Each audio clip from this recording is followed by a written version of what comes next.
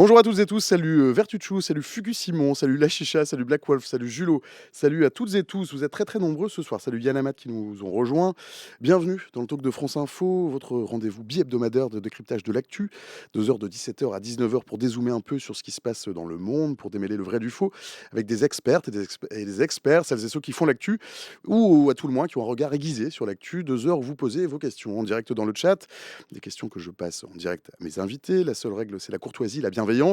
Et le grand maître des bienséances, c'est Jérém Alamodé dans le chat qui est avec vous pour vous garantir un espace de discussion sympa, tonique et puis safe aussi. Au programme de ces 2 heures, de 17h à 18h, l'embarras et les inquiétudes suscitées par Donald Trump qui a annoncé lors d'une rencontre avec Benjamin Netanyahou, le Premier ministre israélien, que les États-Unis pourraient prendre le contrôle de la bande de Gaza pour sa reconstruction et déplacer les Palestiniens qui y vivent. The U.S. will take over the Gaza Strip. Les États-Unis vont prendre le contrôle de la bande de Gaza et nous allons faire du bon boulot. Nous la posséderons et serons responsables du démantèlement de toutes les bombes dangereuses qui n'ont pas explosé et de toutes les armes. Nous allons aplanir la zone et nous débarrasser des bâtiments détruits, créer un développement économique qui fournira un nombre illimité d'emplois et de logements à la population de la région. The people of the area. Donald Trump qui suggère donc de transformer la bande de Gaza en Côte d'Azur du Moyen-Orient. Une annonce choc qui se heurte autant à l'histoire de la région qu'au droit international. C'est ce qu'on va voir jusqu'à 18h.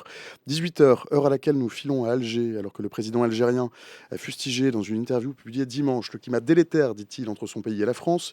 Et qu'en France, les sénateurs ont adopté hier un rapport qui suggère de dénoncer l'accord franco-algérien de coopération migratoire de 1968. Une proposition qualifiée de provocation par les sénateurs socialistes sur fond de tensions croissantes entre la France et l'Algérie. Ce sera jusqu'à 19h pour l'heure et pour l'instant. Il n'est jamais que 17h04, passé de 31 secondes à Paris, la même heure certainement à Romorantin et Glières. Une heure de plus dans la bande de Gaza, ravagée par la guerre, mais que le président américain Donald Trump suggère de transformer en Riviera, avec en su le déplacement forcé des Gazaouis. Après l'embarras, les inquiétudes évidemment et des nuances apportées par le secrétaire d'État américain, Marco Rubio, qui affirme que tout transfert des Gazaouis serait temporaire. Donald Trump veut reconstruire les bâtiments afin que les gens puissent y retourner, rectifie-t-on, alors que le ministre israélien de la Défense lui ordonne aujourd'hui à l'armée de se préparer à la mise en œuvre du plan pour permettre, dit-il, le départ volontaire des Gazaouis par voie terrestre vers l'Égypte, mais aussi par voie maritime et aérienne. Bonjour Sophie Silpa. Bonjour. Sophie, tu es avocate au barreau de Paris, tu es spécialiste en droit américain. Exactement. En face de moi, à tes côtés, Karim-Émile Bittard. Bonsoir Karim. Bonsoir. Tu es chercheur associé à l'IRIS, chercheur enseignant à Sciences Po Paris, spécialiste du Moyen-Orient et de la politique étrangère des États-Unis. C'est à peu près tout bon. À tes côtés, en face de moi, Christian Chesneau, qu'on connaît bien, grand reporter à la rédaction internationale de Radio France. Tu connais très très bien le Proche-Orient. Tu peux quand même. Le ministre israélien de la Défense a ordonné à l'armée de préparer un plan en vue donc de permettre aux habitants de Gaza de partir volontairement. Il précise qu'il s'agit de permettre à tout habitant de Gaza qu'il souhaite de partir vers n'importe quel endroit du monde qui accepte de l'accueillir. C'est quoi ce terme de départ volontaire ? Ce qui frappe, c'est précisément la banalisation de l'indéfendable, qu'on en soit encore en 2025 à utiliser des euphémismes de la sorte pour ce qui est en fait une déportation de près de 2 millions de personnes. Monsieur Rubio a bien nous dire qu'ils pourront éventuellement retourner un jour. L'histoire des Palestiniens depuis 1948 montre que cela n'a jamais été le cas.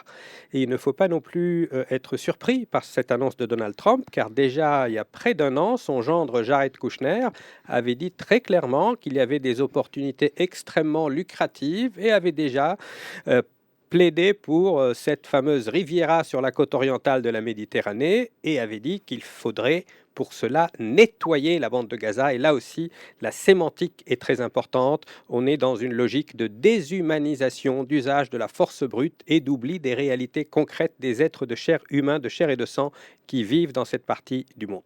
Christian Chesneau. Oui, alors c'est vrai que l'idée est complètement farfelue quand on connaît un petit peu Gaza. Effectivement, c'est quand même 2 millions de personnes, plus de 2 millions, 2 millions 3. Et c'est vrai qu'il y a un côté, oui, la banalisation, c'est vrai que faire une Riviera, effectivement, des buildings, des marinas, des hôtels, ça paraît complètement On insensé. parle d'une zone qui a été ravagée par la guerre, quoi. Oui, alors en plus, c'est une zone qui a été vitrifiée. Hein. Il y a 40 millions de tonnes de débris et de gravats dans la bande de Gaza. Vous avez des gens, effectivement, qui couchent dehors, des villes complètement détruites, etc. Et donc, à partir de là, oui, c'est pas un projet immobilier, c'est un projet politique. C'est-à-dire que oui, en fait, ça serait la fin de la question palestinienne.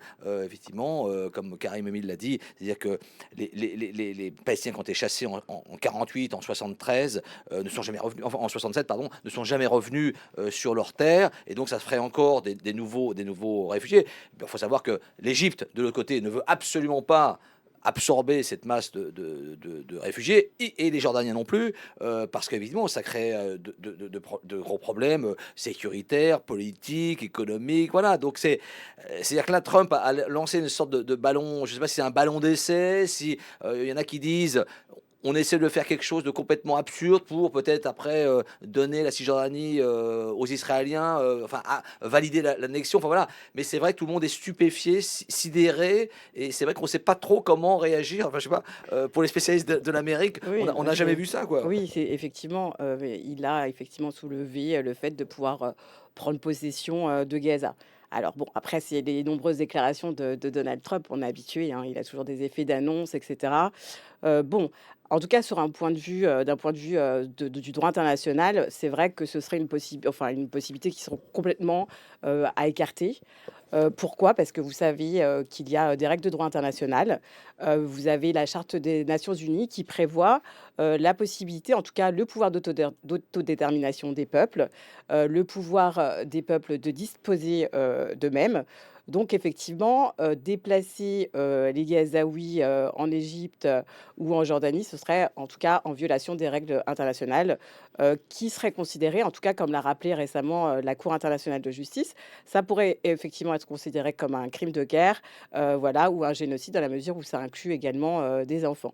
Donc voilà, donc c'est encore un effet d'annonce de Donald Trump. On sait que c'est dans ses habitudes, hein. Il avait dit récemment aussi dans les décrets qu'il allait aussi voilà, déporter, hein, puisque c'est encore le terme utilisé, hein, déporter les personnes en situation régulière dans leur pays d'origine. Et puis finalement, on voit qu'aujourd'hui, ça tombe un peu, enfin, on a quelques centaines de milliers, mais pas plus, on est très loin du million. Voilà, et puis ces effets, finalement, on est tous focalisés un petit peu sur cet effet d'annonce, et ça nous fait oublier ce qui se passe réellement, les manifestations qu'il y a aux États-Unis, et également la fermeture de nombreuses agences fédérales par Elon Musk. Voilà, donc tout ça pour dire que ça va être, c'est peut-être pour que effectivement se retrouver dans une position de force, en tout cas dans le cadre peut-être de la deuxième phase du cessez-le-feu, mais d'un point de vue strictement pratique et en tout cas juridique, ça paraît quand même très compliqué. Bah oui, surtout que, alors ça, on parle du droit international, mais il y a la facilité technique, c'est-à-dire comment ça se passe. C'est-à-dire, vous avez 2 millions de personnes, on imagine mal un débarquement de GIs. Il faut Mm. rappeler quand même que pendant la guerre à Gaza, les Américains ont parachuté un peu d'aide par les airs. Ils ont installé un pseudo-port en mer qui a été, j'allais dire, explosé à la première tempête. Et ils n'ont jamais voulu mettre un soldat à terre, parce que, ça on va peut-être y revenir, c'est que, oui, il y a les civils de Gaza, mais le Hamas est toujours là. Parce Mm. que, contrairement à ce que dit Benjamin Netanyahou, le Hamas a eu des coups très, très forts, parce que le leadership a été décapité, mais on l'a vu lors de la remise des otages, etc. Vous avez encore des gens qui sont là, qui paradent, c'est des milliers de gens. Même Anthony Blinken, il y a quelques semaines, avant de partir de son poste de secrétaire d'État américain, avait dit le Hamas a reconstitué quasiment toutes ses forces humaines. C'est-à-dire que le vivier, bah oui, il est quasiment inépuisable, parce que bah, vous avez des jeunes, hein, des gens de 18 ans, 17 ans, 20 ans, qui ont perdu toute leur famille. Bah, la suite logique, c'est d'aller les combattre, hein. Ils vont pas monter une ONG. Donc là, voilà, donc il y a donc des GIs qui débarqueraient. Ils vont quand même pas non plus rebombarder pour comment dire, arriver sur la bande de Gaza. Et puis ils seraient accueillis effectivement par des miliciens du Hamas. Donc d'ailleurs on voit bien d'ailleurs que même les Israéliens, Netanyahou a souri, a dit oui c'est une bonne idée, mais enfin bon, on voit mal comment aussi pour les Israéliens ça pourrait se passer. Karim Emile. Alors, Christian a bien fait de rappeler cette déclaration d'Anthony Blinken parce qu'il vient confirmer, donc le secrétaire d'État des États-Unis vient confirmer ce que des dizaines d'études académiques avaient montré, c'est-à-dire que cette fameuse guerre globale contre le terrorisme, comme on l'appelle, crée plus de vocations de terroristes qu'elle n'en liquide. C'est véritablement aujourd'hui la preuve par neuf des impasses et des impostures de cette guerre contre le terrorisme qui n'en finit pas de pousser à la radicalisation et qui risque surtout cette proposition de Trump, quand bien même elle serait totalement irréalisable, elle n'en est pas moins dangereuse parce que l'idée même risque de déstabiliser les pays voisins. Et je parle de la Jordanie et de l'Égypte, mais aussi éventuellement du Liban et de la Syrie. Donc les réactions ont été très rapides dans le monde arabe. Les Saoudiens, qui étaient pourtant allés très loin dans le processus de normalisation avec Israël, ont tout de suite dénoncé ça. Il était 3h30 du matin à Riyad. 15 minutes après, à 3h45, ils ont publié un communiqué très ferme disant qu'ils ne normaliseraient pas avec Israël sans que ne voie le jour un État palestinien avec Jérusalem-Est pour capitale.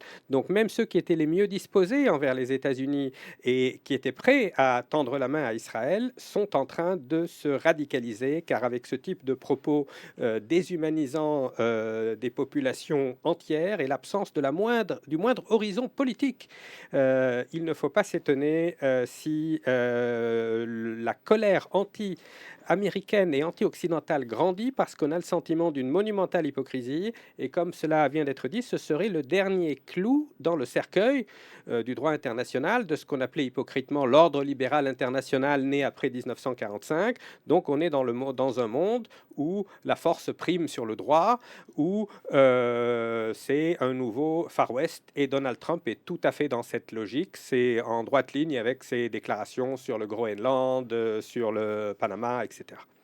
Oui, parce que ce qu'il faut comprendre, c'est que derrière, effectivement, ces projets immobiliers, etc., il y avait l'idée sous-jacente, finalement, qu'on pouvait régler les problèmes économiques, enfin, les problèmes politiques, géostratégiques de la région avec des dollars, avec l'économie, de la finance, des projets. C'était un peu ça leur idée. Et d'ailleurs, c'est ce qui s'est passé un peu avant le 7 octobre 2023. C'est-à-dire qu'il y avait une espèce de statu quo à Gaza qui était financé par le Qatar, qui déversait, je crois, de mémoire, 30 millions de dollars par mois en valise. Ça permettait de dire bah, que finalement, on leur a donné un peu d'argent, ça va les calmer. Et puis derrière, Netanyahou et Trump avaient signé les accords d'Abraham avec les Émirats arabes unis, Bahreïn, le Soudan, le Maroc, en disant finalement, une paix économique va finalement résoudre tous les problèmes. Et que finalement, la politique, le conflit israélo-palestinien, c'est des vieux conflits, personne n'y croit plus, etc. Et donc, là, on a remis au cœur des problèmes, c'est-à-dire qu'il y a une vraie question politique. Une question de politique, et tant qu'elle ne sera pas résolue, notamment par un État palestinien, vous pouvez faire tous les projets immobiliers, Riviera, tout ce que vous voulez, ça ne marchera pas. Alors ça, c'est intéressant, cette idée de paix économique, parce qu'on nous avait vendu ça au début des années 90, et ça pouvait sembler séduisant. On nous faisait le parallèle avec la construction de l'Europe après de la relation franco-allemande après 1945. Il y avait eu 3 guerres, une haine farouche, une haine des Boches, comme on les appelait péjorativement en France, 1870, 1914, Deuxième Guerre mondiale. Et après, les gens se sont dit, avant d'aller vers un processus politique, il faut faire la politique des petits pas, des faits accomplis par le terrain. Sur le terrain, on commence par le charbon et l'acier. Ensuite, on va vers une alliance plus politique. Et ça a fonctionné en Europe. Mais ceux qui ont pensé transposer cette idée au Moyen-Orient ont oublié que ça n'aurait pas été possible en Europe tant que l'Alsace et la Moselle étaient occupées, tant que le problème politique de fond n'avait pas été résolu.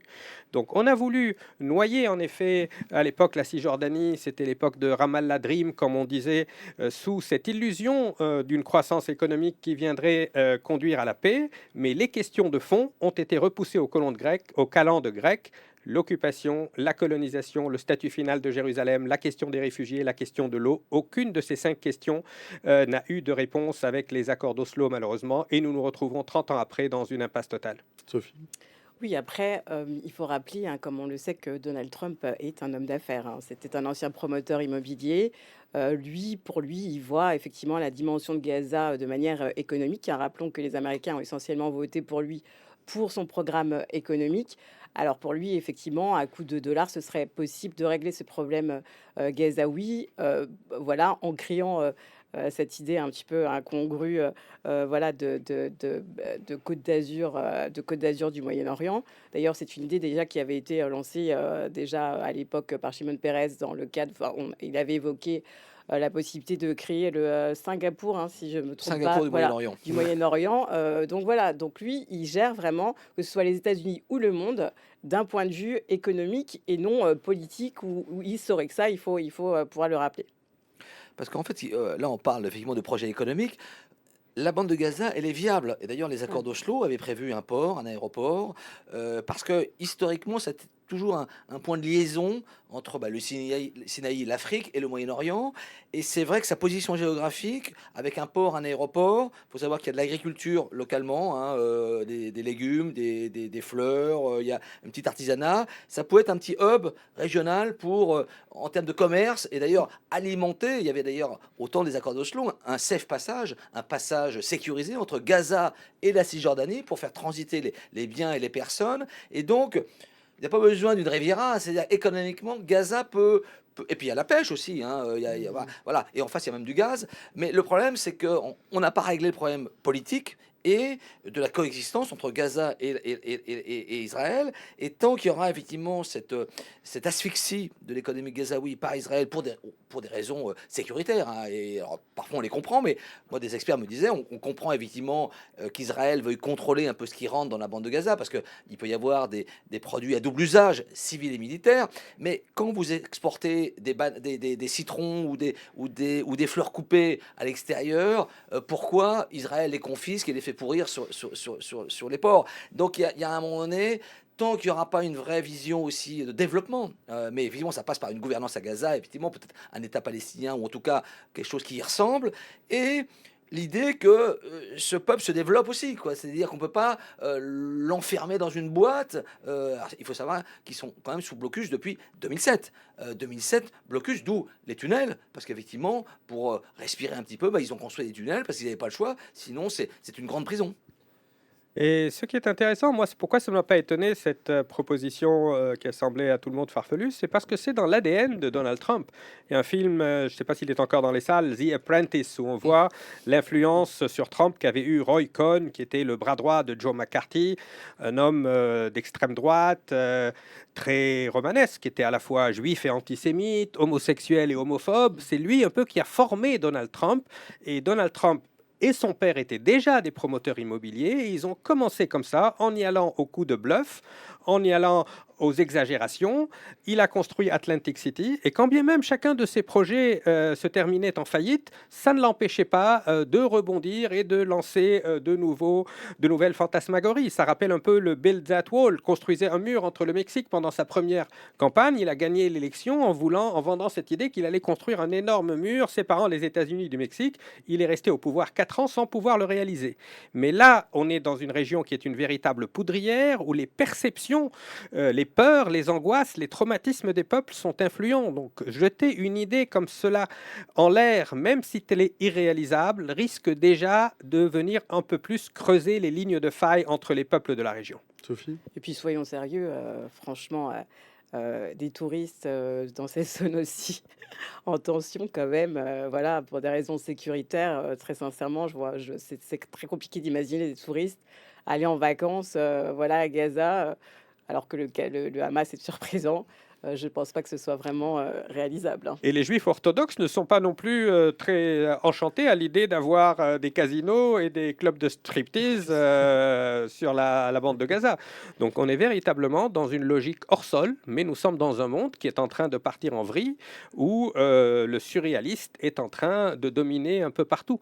Donc il faut quand même prendre ça au sérieux et ne pas se contenter de dire Donald Trump est foutraque, il va passer à autre chose. Les dégâts, ils sont là, et les pays voisins risquent d'être très vite déstabilisés. Le roi de Jordanie pourrait être l'une des premières victimes de Donald Trump, car même si ce projet tombe à l'eau, pour beaucoup dans l'administration Trump actuelle, le véritable État palestinien, c'est la Jordanie. Et il y a aussi le risque, non pas seulement de déplacer brutalement les habitants de Gaza, mais aussi d'inciter les habitants de la Cisjordanie à les transférer, comme ils disent également, avec un autre euphémisme, de les transférer vers la Jordanie elle-même, ce qui ferait probablement chuter la monarchie hachémite. Oui, d'ailleurs, le roi Abdallah est attendu la semaine prochaine à la Maison Blanche. Et ça risque d'être un entretien un peu sportif et compliqué pour le roi, parce que lui, évidemment, il est assis sur un pays, effectivement, alors majoritairement ou pas, en tout cas, il y a énormément de Palestiniens, y compris des réfugiés, et effectivement, il y a quand même une musique qui monte sur peut-être une annexion de la Cisjordanie par Israël, comme les Israéliens l'ont fait pour le Golan syrien, et qui serait validée par l'Amérique. On sait que les Américains ont envoyé des émissaires pour travailler un petit peu les Égyptiens et les Jordaniens pour dire il faudrait accueillir des gens. Mais là, effectivement, ça serait allumer effectivement le brasier. Et puis, au-delà de ça, tous les ennemis, les vrais, enfin, ceux qui sont vraiment hostiles à Israël, je parle de l'Iran, je parle des Houthis, je parle du Hezbollah au Liban, enfin des gens qui sont un peu sur une logique vraiment d'hostilité très forte, bah, ça leur donne du grain à moudre. Ils disent regardez, vous voulez faire la paix, ils veulent vous expulser. Donc, résultat, nous, on est les vrais résistants. On est ceux qui défendent l'honneur et on défend la cause. Donc, c'est pour ça que c'est vraiment un mauvais service parce que ça renforce les extrémistes, ça démoralise ceux qui seraient prêts à normaliser avec Israël. Et alors, au-delà, puis alors, nous les Européens, bon, on est un peu perdus, parce que là on se dit oui on condamne, mais on regarde ça un peu de loin, on est complètement hors jeu, on a l'impression qu'on est un peu la balle de ping-pong. Donc c'est vrai que c'est un moment très compliqué et qui peut être évidemment porteur vraiment de grands risques. Parce qu'évidemment, moi je pense que ça se fera jamais, hein, cette histoire de Riviera à Gaza, mais ça donne encore une fois, du carburant pour alimenter des haines, pour alimenter des conflits. Et au moment où, justement, où on essaie d'avoir une phase de déconfliction et d'apaisement, on le voit au Liban, on le voit évidemment à Gaza, donc les phases du cessez-le-feu, là on remet, j'ai dit, une pelletée de charbon sur le brasier. C'est très très juste. On donne, comme il a dit, du grain à moudre à cet axe de la résistance, entre guillemets, qui était en pleine déconfiture depuis l'affaiblissement du Hezbollah, l'affaiblissement du Hamas, la chute du régime syrien. Si Israël devait également ne pas respecter les clauses du cessez-le-feu et maintenir une présence au Liban, poursuivre une politique agressive en Cisjordanie, à Gaza et ailleurs, cela va venir légitimer ou relégitimer ce discours que l'Iran tentait à imposer dans les pays arabes, où il fallait continuer la lutte armée, quitte à fétichiser cette lutte armée et mettre de côté toutes les autres impératifs, l'édification de sociétés, d'économies, d'États solides. Le Liban commençait à peine à avoir un peu d'espoir, à pouvoir espérer qu'avec l'affaiblissement du Hezbollah, avec la chute du régime syrien, on pourrait édifier un État, se focaliser sur notre crise économique. Mais ce type de déclaration et le refus d'Israël à ce stade de se retirer à la date prévue risque de provoquer à nouveau une déstabilisation du pays. Qu'est-ce que ça dit de la relation que Donald Trump veut comment dire, vous réaugurer avec Israël?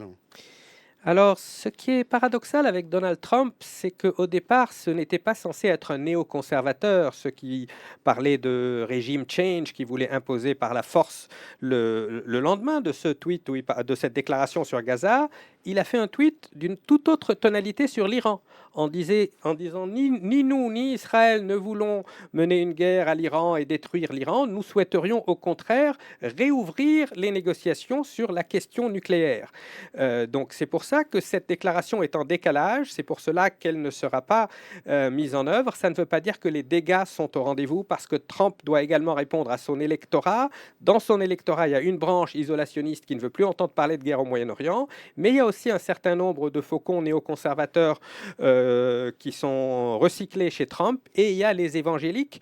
Trump a nommé comme ambassadeur à Jérusalem Mike Huckabee, un évangélique qui est persuadé que la Bible est un cadastre, qu'il y a un droit biblique, alors que même David Ben-Gourion, le premier ministre, le père fondateur de l'État d'Israël, disait la Bible n'est pas un cadastre, ce qu'Yitzhak Rabin avait répété un peu avant sa mort. Aujourd'hui, ceux qui sont au pouvoir en Israël sont persuadés qu'ils ont un droit divin sur la terre des autres. Sophie, tu souscris? Oui, c'est ça. Et d'ailleurs, on a rappelé récemment, en tout cas les Gazaouis ont évoqué effectivement que Donald Trump se prenait pour Dieu.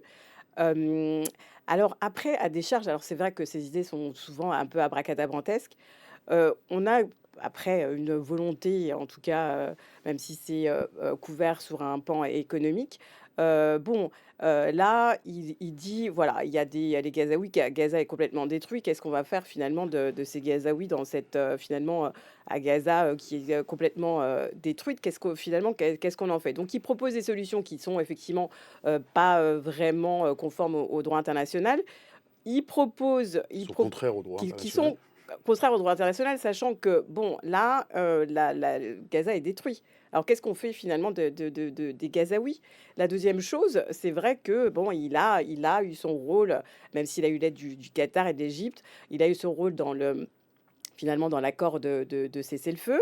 Et puis on voit, de l'autre côté aussi en Ukraine et en Russie que a priori, même si, effectivement c'est beaucoup plus complexe que cela, que a priori il y aurait une potentielle possibilité de négocier. Alors oui, on va pas lui attribuer le prix Nobel de la paix, incessamment sous peu, c'est clair, mais il y a une volonté toujours un peu pragmatique, on va dire, de l'américain, en tout cas de Donald Trump, hein, de se dire: «Bon, tout ça, ça coûte beaucoup d'argent, on se retire de l'OTAN, on se retire de l'OMS, on va arrêter, toutes ces guerres parce que c'est trop coûteux, on va faire quelque chose qui va rapporter un peu plus d'argent». Voilà. Après ces positions, sont effectivement assez sidérantes. À contrario, en tout cas à décharge, en tout cas, il y a une solution qui est tentée et qui, voilà, qu'on tente de trouver en tout cas, pour essayer de pacifier, quelques relations finalement qui sont entérinées dans un conflit, qui, finalement, est omniprésent. Donc on peut dire que quelque part la personnalité en tout cas fait en sorte qu'elle puisse, faire avancer en tout cas quelques pas, quelques conflits. On est toujours sidéré par ce personnage. Ça fait quand même longtemps qu'il a émergé sur la scène politique américaine. La première fois où mes premiers souvenirs, c'était en 89. J'avais à peine 16-17 ans. Je débarque aux États-Unis. C'était déjà un grand nom à New York, dans les tabloïds new-yorkais. C'était des embrouilles immobilières. Ils payaient pas ses salariés, etc. Et on se retrouve 30 ans après avec cet homme à la tête de la plus grande puissance internationale. Ça alimente un anti-américanisme dans le monde et ça accrédite l'idée que les Américains sont finalement tous des pitres, des clowns, alors que les pères fondateurs des États-Unis étaient de très brillants esprits. Alors bien évidemment, il y a la question de l'esclavage, etc. Mais Thomas Jefferson était à la fois un philosophe, un architecte, un universitaire, un homme qui a écrit des textes importants, George Washington. Tous, dans leur discours d'adieu, avaient mis en garde contre la tentation impériale des États-Unis. Donc l'Amérique n'est pas génétiquement un pays destiné à mener des guerres impériales dans le monde et à être gouverné par des gens de cet acabit. Il y a aussi, c'est également un signe du triomphe à l'échelle mondiale de la plutocratie, du règne de l'argent. Aujourd'hui, Trump et les tech barons, comme on dit à l'époque, on parlait des barons voleurs, les robber barons. Aujourd'hui, c'est les barons de la technologie, Elon Musk et quelques autres, et Peter Thiel. Et il y a un lien commun entre plusieurs hommes qui ont permis cette réélection de Trump, c'est l'Afrique du Sud. Ils ont été marqués par l'Afrique du Sud de l'apartheid, donc il ne faut pas sous-estimer cette dimension raciste à peine voilée et également antisémite. Trump, tout en étant fanatiquement pro-israélien et proche de Netanyahou, a eu une série de déclarations antisémites à travers sa vie qui en disent long sur sa psyché. Il disait par exemple: pour compter mon argent, je ne veux que des hommes qui portent la kippa. C'est le vieux cliché des juifs doués pour la finance. Ça va parfois, paradoxalement, de pair. Les évangéliques sont également parfois antisémites. Dans leur eschatologie, il faut que tous les juifs quittent les États-Unis, aillent en Terre Sainte pour que ce soit le second coming, le retour du Messie, Armageddon.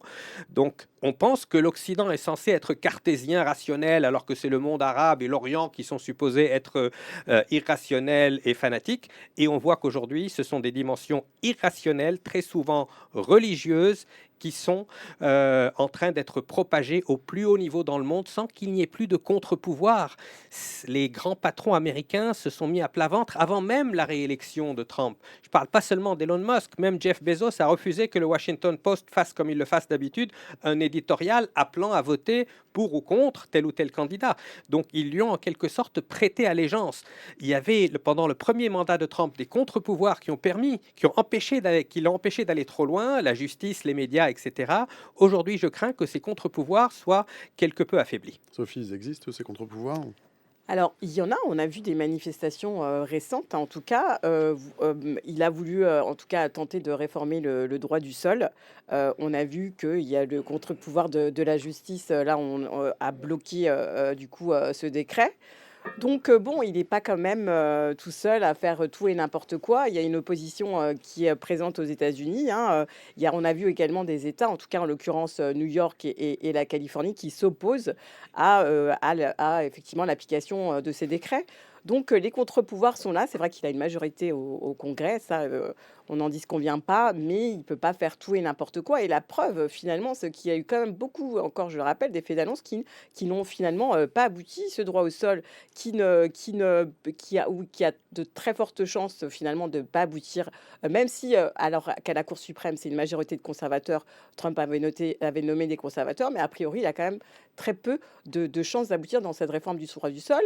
C'est, finalement, ces décrets, par rapport à l'immigration et cetera, ça a fait un flop.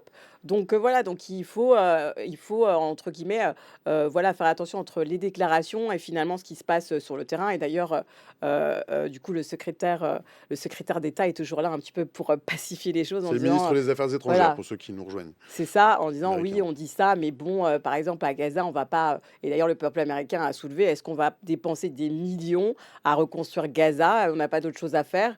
Je pense que voilà, du coup, cette dimension économique va faire en sorte que, bah, les projets ne vont pas aboutir. Donc bon, il dit beaucoup de choses, mais finalement, est-ce que ça suit, est-ce que finalement ça a des effets? Après, je pense que c'est un personnage tellement fantasque que ça capte l'attention des médias et au final, bon, finalement, on parle d'un président, qui a, toujours quand même ses contre-pouvoirs. C'est-à-dire que ça la capte à tort?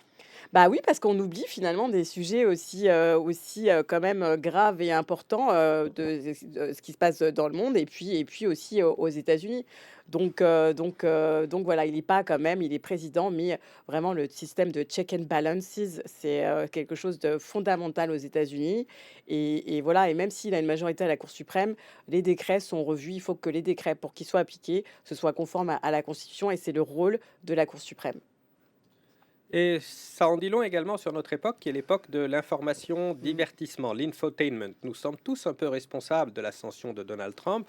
Nous n'arrêtions pas d'en parler, de suivre ses moindres faits et gestes. Et s'il a pu l'emporter, notamment dans les primaires républicaines, dans son premier mandat, et qu'il a pu, c'est justement parce qu'il se détachait des autres membres de la classe politique par sa capacité à improviser, à dire ce qu'il pensait, à sortir des sentiers battus, alors que les autres, de l'autre côté, il y avait un lissage excessif des discours, il y avait des spin doctors qui leur disaient quoi dire, qui leur préparaient. On a l'impression que c'était des robots qu'on envoyait à la télé avec des discours prémâchés. Et lui, il prend le micro, il improvise, il surnomme une telle de Pocahontas, un autre avec tel ou tel adjectif péjoratif. Et ça marche, ça amuse les gens. La politique est en train de devenir un cirque au sens propre. Et les hommes d'État, les véritables hommes d'État, sont en train de prendre leur distance. Même au sein du Parti républicain, il y avait des figures tout à fait posées, tout à fait modérées, depuis Eisenhower jusqu'à Bush père. Mais après l'élection de Bill Clinton, il y a eu un dérapage vers l'extrême droite du Parti républicain.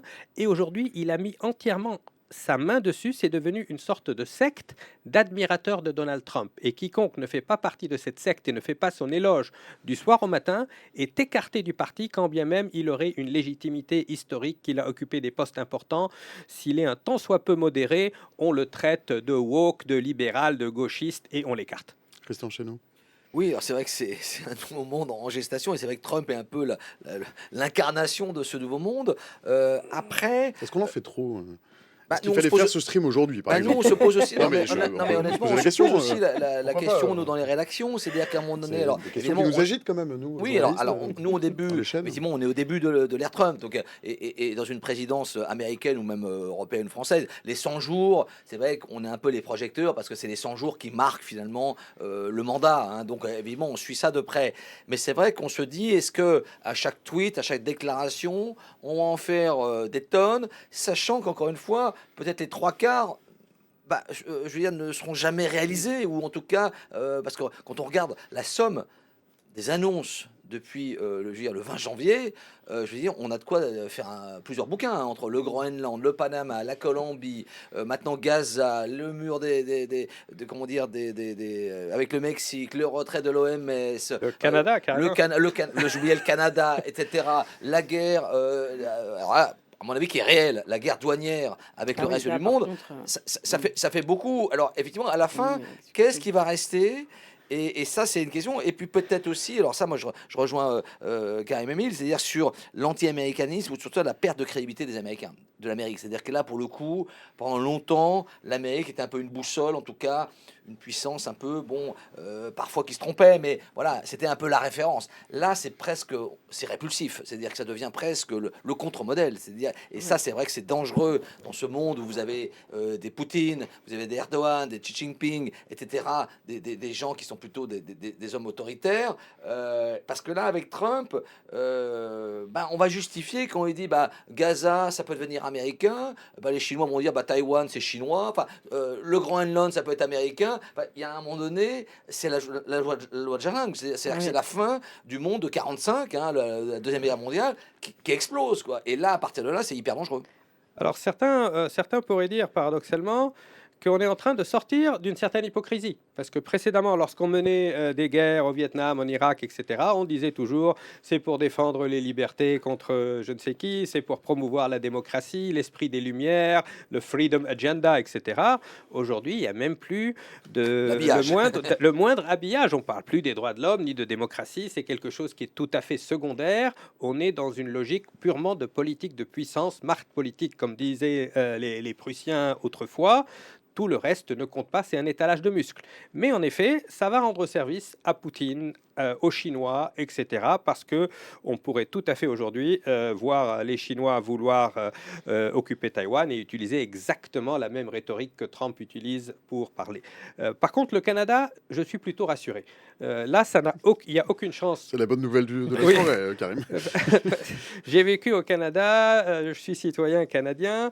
Et pourquoi ça ne va pas marcher? Parce que ce n'est pas dans l'intérêt des États-Unis d'absorber les Canadiens, parce que les Canadiens sont dans une toute autre logique politique. Ils insisteront par exemple pour avoir un système de santé un peu à la française.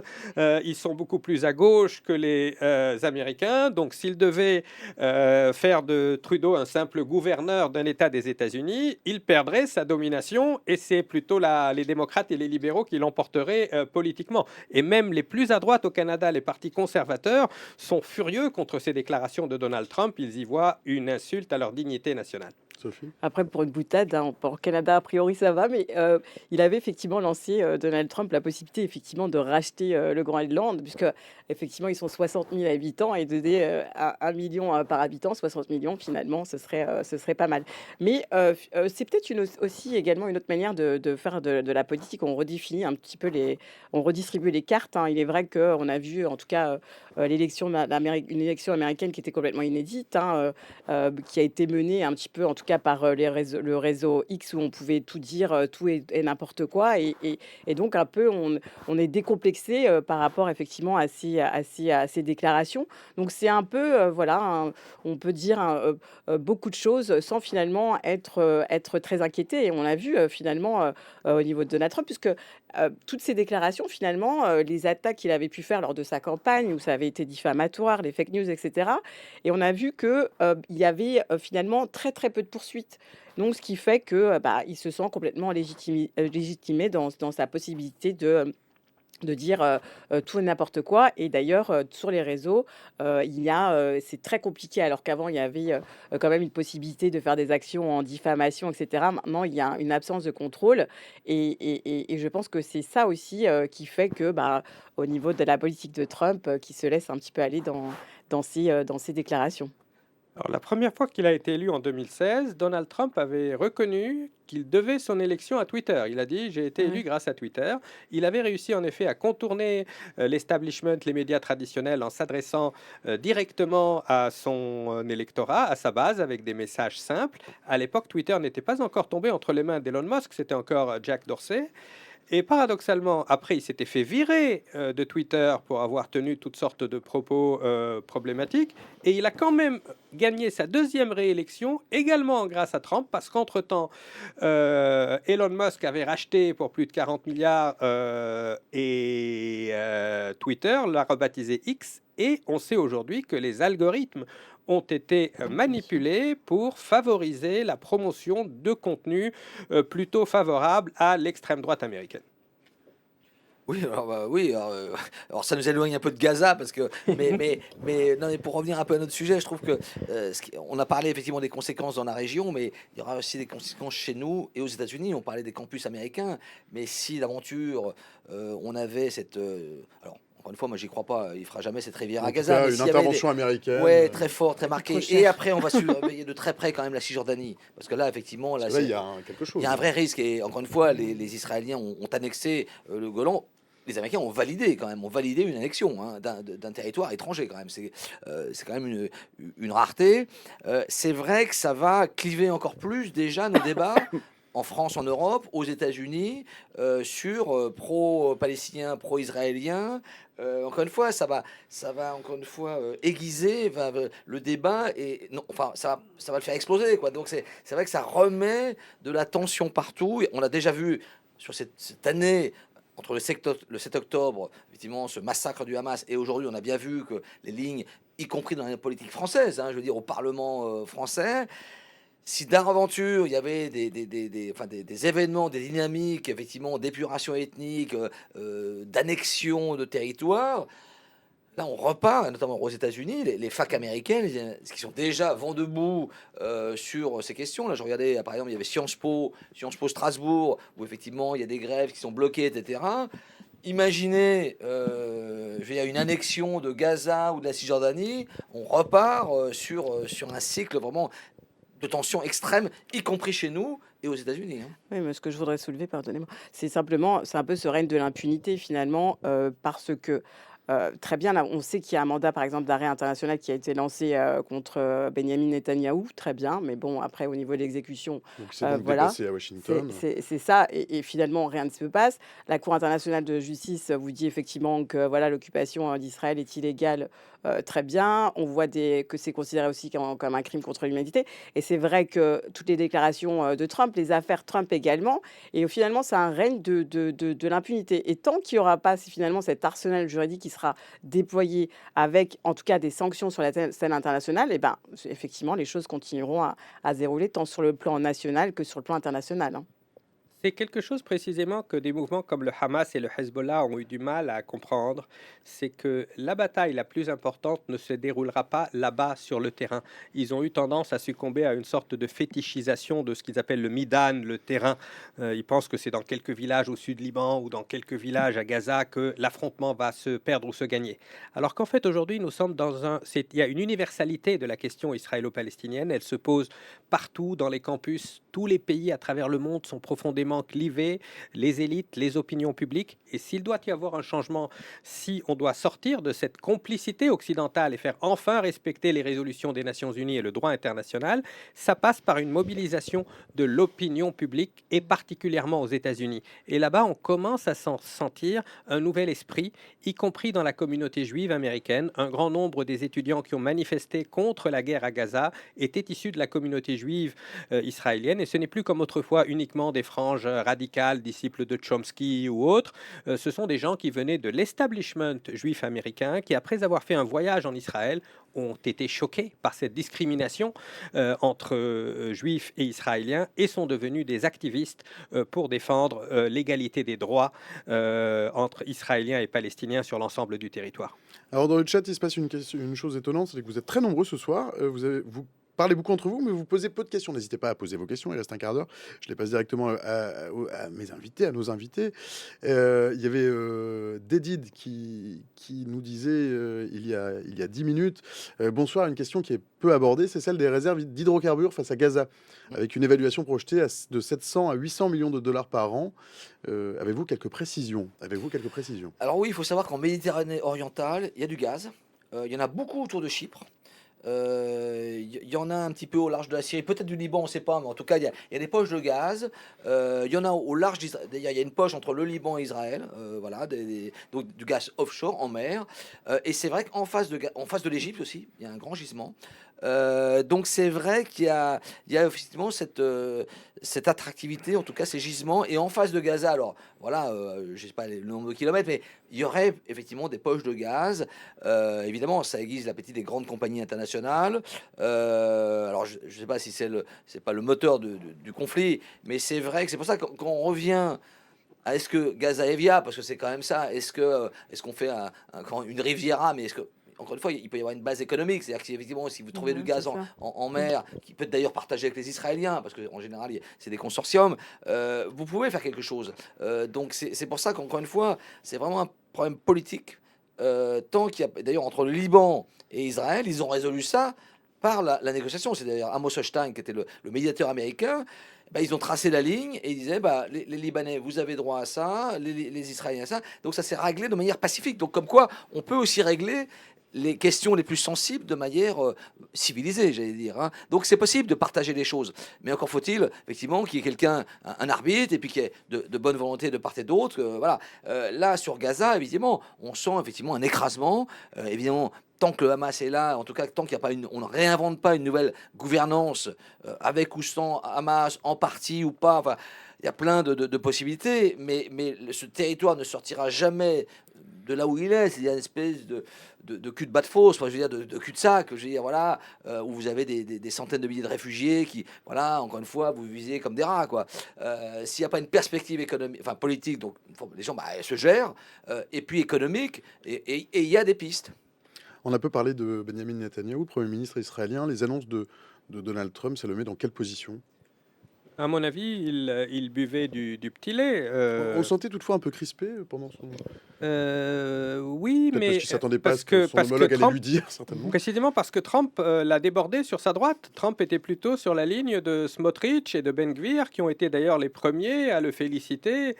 Mais là-dessus, ce qui m'a quelque peu choqué, c'est que on a vu que ce point de vue était majoritaire dans la population israélienne. Il y a eu des sondages qui ont montré que près de 80% des Israéliens soutenaient cette idée. Alors, il y en avait qui disaient que c'était peut-être pas très réaliste, mais il y en avait très peu, moins de 15%, qui avaient un problème moral avec cela. Ça montre aussi que pour résoudre enfin ce problème, il faut passer par un travail psychologique, un travail de déradicalisation de part et d'autre, parvenir enfin à comprendre la souffrance de l'autre camp, à les humaniser, à ne plus en voir en eux les ennemis. Et cela n'est pas totalement utopique. Comme on le disait tout à l'heure, les Français et les Allemands se détestaient cordialement pendant 70 ans. Alors que les peuples de la région arabe et juif ont des tas de choses en commun, des tas de coutumes, des tas d'habitudes dans les mœurs, etc.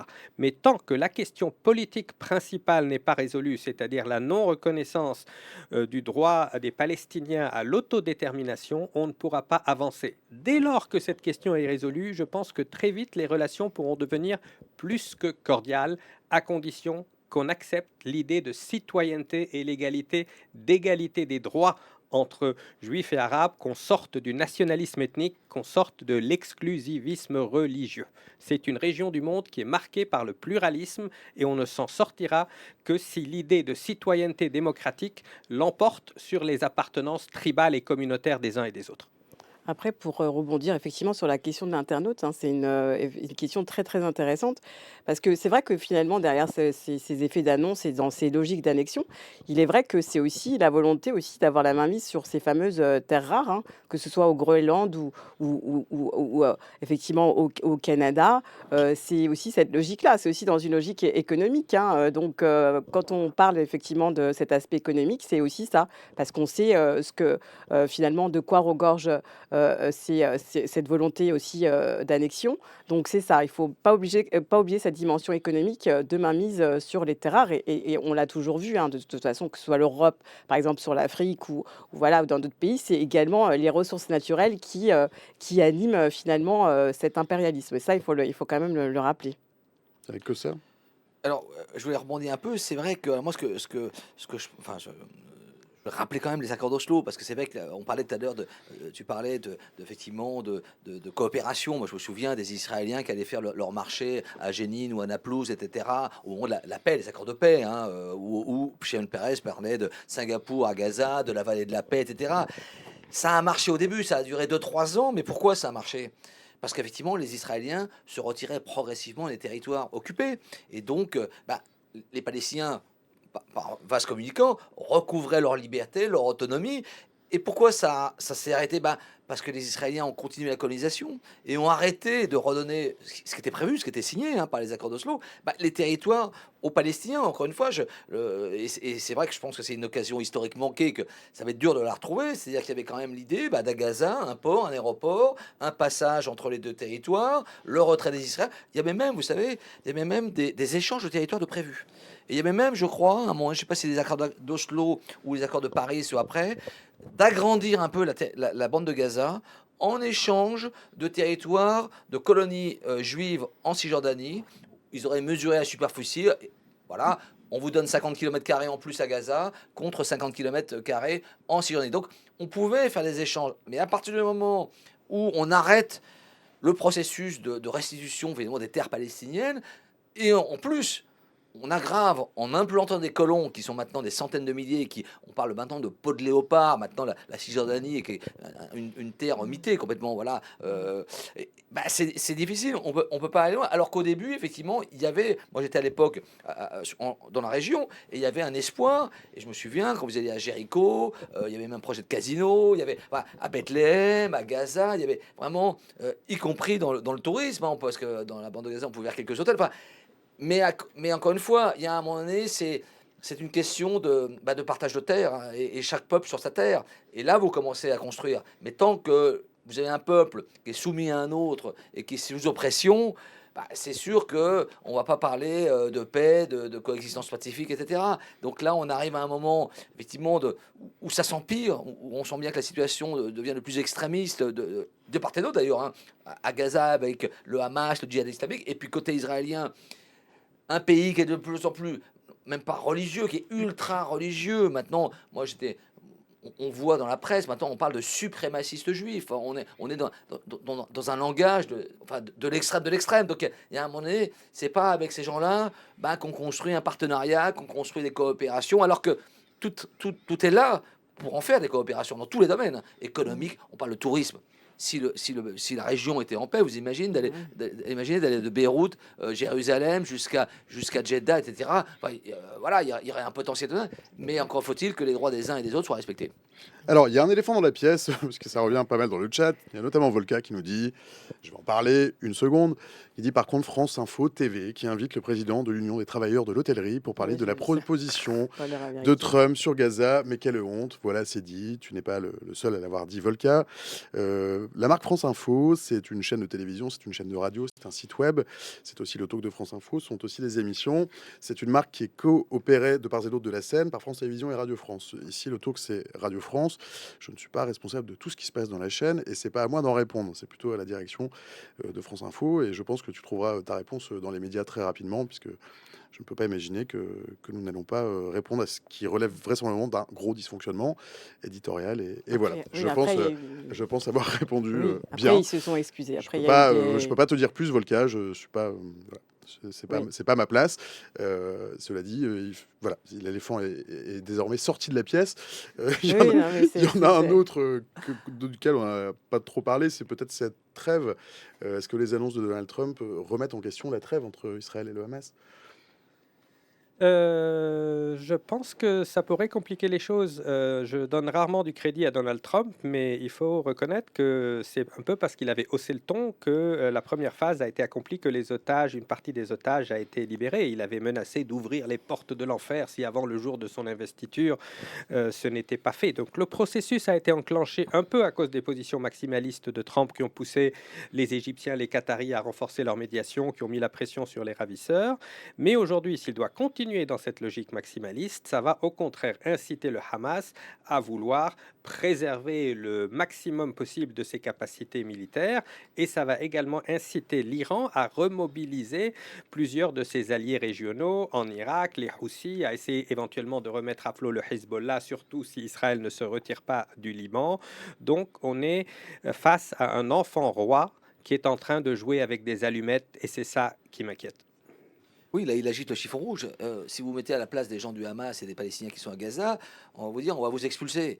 Donc vous faites quoi? Vous vous préparez. Remobilisation, évidemment. Donc pour la deuxième phase, parce que là on va rentrer, on négocie la deuxième phase, donc la restitution des derniers otages et des corps des otages israéliens qui sont malheureusement sont morts, en échange évidemment de prisonniers palestiniens. Oui, ça perturbe. Disons que ça attire l'attention sur quelque chose. Enfin, encore une fois, ça crée quelque chose qui dérange et qui n'est pas fait là pour apaiser. Ça, si Trump avait fait ça au bout de la troisième phase, parce que l'accord, il y a trois phases.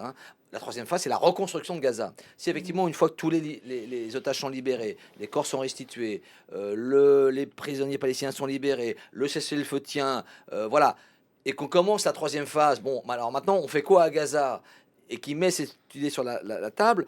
Bon, idée farfelue, d'accord. Mais enfin, je veux dire, voilà, là, effectivement, il la met sur la table alors qu'on est dans le processus. Donc, effectivement, ce qui serait gênant, ce qui serait très ennuyeux et malheureux d'ailleurs, c'est qu'effectivement, ça perturbe, ça retarde maintenant les restitutions d'otages et de prisonniers palestiniens. Et ça, pour l'instant, c'est en négociation, mais alors personne ne peut dire quel sera l'impact. Et on parlait tout à l'heure d'éléphant dans la pièce. En matière de géopolitique, il y a un autre éléphant dans la pièce, c'est cet impensé colonial qui est toujours très présent. Un argument qu'on entend très souvent en Israël, c'est il y a un seul État juif alors qu'il y a 22 pays arabes, 57 pays musulmans, etc. Donc pourquoi est-ce que les Palestiniens n'iraient tout simplement pas ailleurs? C'est un peu comme si l'Espagne occupait le Portugal et disait aux Portugais, vous pouvez aller en Norvège, en Finlande, il y a beaucoup de pays européens. C'est l'idée qu'ils sont tous les mêmes. Et ça, c'est un peu une idée qui est issue de l'imaginaire colonial, de la hiérarchisation des races du 19e siècle. Donc il y a également un énorme travail à faire là-dessus pour sortir des préjugés. Les Arabes ne sont pas tous les mêmes. Il y a une spécificité, il y a une identité palestinienne spécifique qui a été documentée dans des dizaines d'ouvrages, très distincte de l'identité égyptienne, libanaise, syrienne et encore plus distincte de celle des Émirats arabes unis ou du Qatar ou de l'Arabie saoudite. Il faut appréhender cette région avec sortir de ses œillères, ne plus utiliser les termes englobants comme islam, occident, monde arabe, aller voir la spécificité et ne pas se focaliser exclusivement sur les thématiques religieuses, mais aussi sur les enjeux géopolitiques, sociaux, économiques qui sont également fondamentaux et qui sont à la cause de beaucoup de conflits. Une autre question dans le chat, c'est Volka qui la pose, Volka qui demande est-ce que la déclaration de Donald Trump ne donne-t-elle pas du crédit au Hamas? Est-ce qu'ils ne les font pas passer de terroristes à résistants, finalement, ce faisant? Je sais pas, mais en tout cas, ça perturbe l'atmosphère. Enfin, encore une fois, voilà, c'est effectivement le Hamas, effectivement, a commis des actes terroristes. Quand vous voyez ce massacre horrible du 7 octobre, on peut pas dire, voilà, c'est de la résistance, en tout cas. Mais faut pas oublier que le Hamas a une base. Voilà. Alors, c'est vrai qu'après, on entend, bah oui, mais les Palestiniens, ils sont otages du Hamas. Certains n'aiment pas le Hamas, mais vous avez un soutien aussi d'une partie de la population, des réfugiés, etc. Encore une fois, quand vous voyez tous ces hommes en armes ressortir au moment de la libération des otages, applaudis avec des graineries de la part des gens sur la route, avec des milliers de gens qui les acclament, c'est vrai qu'on se dit c'est voilà, c'est comment dire, un mouvement qui est quand même enraciné parce qu'il y a une branche armée. Alors encore une fois, c'est assez complexe. Il y a le Hamas, branche armée, donc les miliciens, les combattants, et puis il y a les œuvres sociales, les mosquées, les associations, les écoles, etc. Donc tout ça, c'est un peu, ça se résout pas simplement à une affaire de qui est le terroriste de qui, quoi. Il y a Taline qui dit, et on a peu parlé des pays voisins, c'est quoi leurs réactions et les positionnements? Il y avait l'Arabie Saoudite qui était particulièrement embarrassée. Il y a un embarras de l'Arabie saoudite qui était engagé dans ce processus de normalisation et Trump était en train de vouloir accélérer ce processus. Les principales inquiétudes, elles sont en Jordanie et en Égypte, dans une moindre mesure au Liban et en Syrie. La Jordanie, c'est le pays sur lequel pèse la plus grande menace aujourd'hui. L'Égypte est un pays de 110 millions d'habitants. Il ne souhaite pas que s'il devait y avoir une expulsion des Palestiniens, ce soit dans le Sinaï, mais éventuellement en contrepartie d'un soutien économique massif massif, on pourrait imaginer que M. Sisi pourrait céder aux pressions et accepter de les prendre. Il y a 110 millions d'habitants en Égypte, etc. Mais c'est quand même psychologiquement très difficile à faire accepter par les opinions publiques de la région qui connaissent l'histoire de cette partie du monde et qui savent que tous les Palestiniens depuis 1948 qui sont partis n'ont jamais pu revoir leur sol natal et c'est là que le bas blesse. Oui, c'est compliqué pour l'Égypte. Alors évidemment, on les met trop dans le Sinaï, mais bon, c'est quand même un désert. Après, il y a aussi les Saoudiens, et on parlait de Riviera. MBS, Mohamed Ben Salman, voulait sa Riviera sur la mer Rouge. Et je pense que, pour revenir à Trump, il avait cette idée, effectivement, parce qu'il est très ami avec Mohamed Ben Salman, la famille royale. Jared Kushner fait beaucoup de business avec l'Arabie Saoudite. Il y avait l'idée, effectivement, d'une espèce de méga Riviera, alors évidemment celle de la mer Rouge, donc l'Arabie Saoudite, la Jordanie jusqu'en Israël, et peut-être de l'autre côté, par extension, une mini à Gaza, en tout cas de Gaza jusqu'à Haïfa. Donc il y a un peu ces fantasmes de développement un peu complètement régionaux, mais ça évidemment pour les Saoudiens qui, effectivement, MBS, lui il veut normaliser, mais là il peut plus. Là, il ne peut pas dans ces conditions, et donc ça reporte à plus tard. Donc, encore une fois, c'est ce qu'on disait un peu au début, c'est contre-productif, ça démoralise même ceux qui voudraient normaliser, qui voudraient, bah, pour eux, c'est difficile. Et encore une fois, ce qu'on oublie aussi, c'est qu'il y a des opinions publiques. Contrairement, on pense en Europe, c'est le prince qui décide pour tous, et en fait, il fait ce qu'il veut. Non, il y a des vraies opinions publiques. C'est des pays, encore une fois, divers. Et la cause palestinienne, contrairement à ce que certains voudraient croire, reste populaire. On l'a vu dans les stades de foot. Hein. Regardez au Maroc, en Algérie, partout en Tunisie, les drapeaux palestiniens, etc. Donc ça reste quelque chose qui mobilise les gens. C'est pas, encore une fois, les peuples de la région ont une mémoire. Parfois, nous, les Occidentaux, on oublie un peu la mémoire, l'histoire. Eux, ce qui s'est passé il y a 50 ans ou 100 ans, c'était il y a 15 jours. Donc, on a cette mémoire qui est très vive, qui est encore à vif pour les Palestiniens. Ils vivent encore avec le souvenir de 48. Ils ont encore la clé des maisons. Donc, pour eux, se dire on va faire une station balnéaire et vous allez partir en Égypte, ça passe pas. Et ça passe pas pour beaucoup de pays, y compris, alors pour aller au-delà, des pays musulmans. Il y a eu des réactions très vives de l'Indonésie, de la Malaisie, y compris en Asie, qui ne veulent pas, effectivement, enfin qui sont contre, qui s'opposent à cette politique de transfert. Ce développement de Christian me rappelle une citation du grand écrivain américain William Faulkner qui disait: «Le passé n'est jamais mort, il n'est même pas passé». Et en effet, dans cette partie du monde, c'est très vrai. On a le sentiment que des événements qui se sont déroulés il y a très longtemps, comme tu l'as dit, se sont déroulés hier, et il y a des couleuvres qu'on ne peut pas avaler, un passé qui ne passe pas. Et tant qu'il n'y aura pas cette reconnaissance, les Palestiniens, par exemple, sur le droit au retour, sont réalistes. Ils savent qu'il n'y a pas 7 millions de personnes qui vont revenir. Mais sur le principe, voir quelqu'un qui est né en 45 à Jérusalem ne peut pas, avant de mourir, aller passer ses derniers jours, alors que n'importe quel juif né à Brooklyn ou ailleurs peut, du jour au lendemain, se faire naturaliser, c'est une injustice que beaucoup n'accepteront jamais. Donc il y a une reconnaissance symbolique qui peut être la première étape vers un rapprochement, mais aujourd'hui nous en sommes encore très loin. Même cette simple reconnaissance de ce qui s'est passé en 48, nous sommes toujours dans un déni de la Nakba, et pour les Palestiniens, cette Nakba n'est pas terminée. Chers amis, je vois que l'heure a un peu filé. Est-ce que vous avez encore le temps pour une question du chat? Encore une question de Volcap, très courte. C'est quoi la question? C'est Trump qui prône la paix ne risque-t-il pas d'envenimer durablement les discussions avec l'Iran? Alors justement, c'est très bizarre parce que là, avec l'Iran, c'est un autre dossier. Il connaît bien parce que lors de son premier mandat, il a voulu faire une pression maximale, sanction maximale. Le résultat, c'est que les Iraniens ont tenu bon. Non seulement ils ont tenu bon, mais ils ont développé leur programme nucléaire. Et là, ils sont quasiment proches de la bombe. Hein. Ils ont à peu près 200 kilos de matière fissile. Ils peuvent faire 4-5 bombes. Voilà. Les Iraniens, ils sont très affaiblis, on l'a dit tout à l'heure. Économiquement, c'est une catastrophe. Donc, eux, ils sont prêts à jouer le jeu d'une forme de négociation. Hein, parce qu'ils savent que le point rouge, ils l'ont sur le front. Après le Hezbollah, le Hamas et Bachar al-Assad, ils savent que c'est les prochains sur la liste.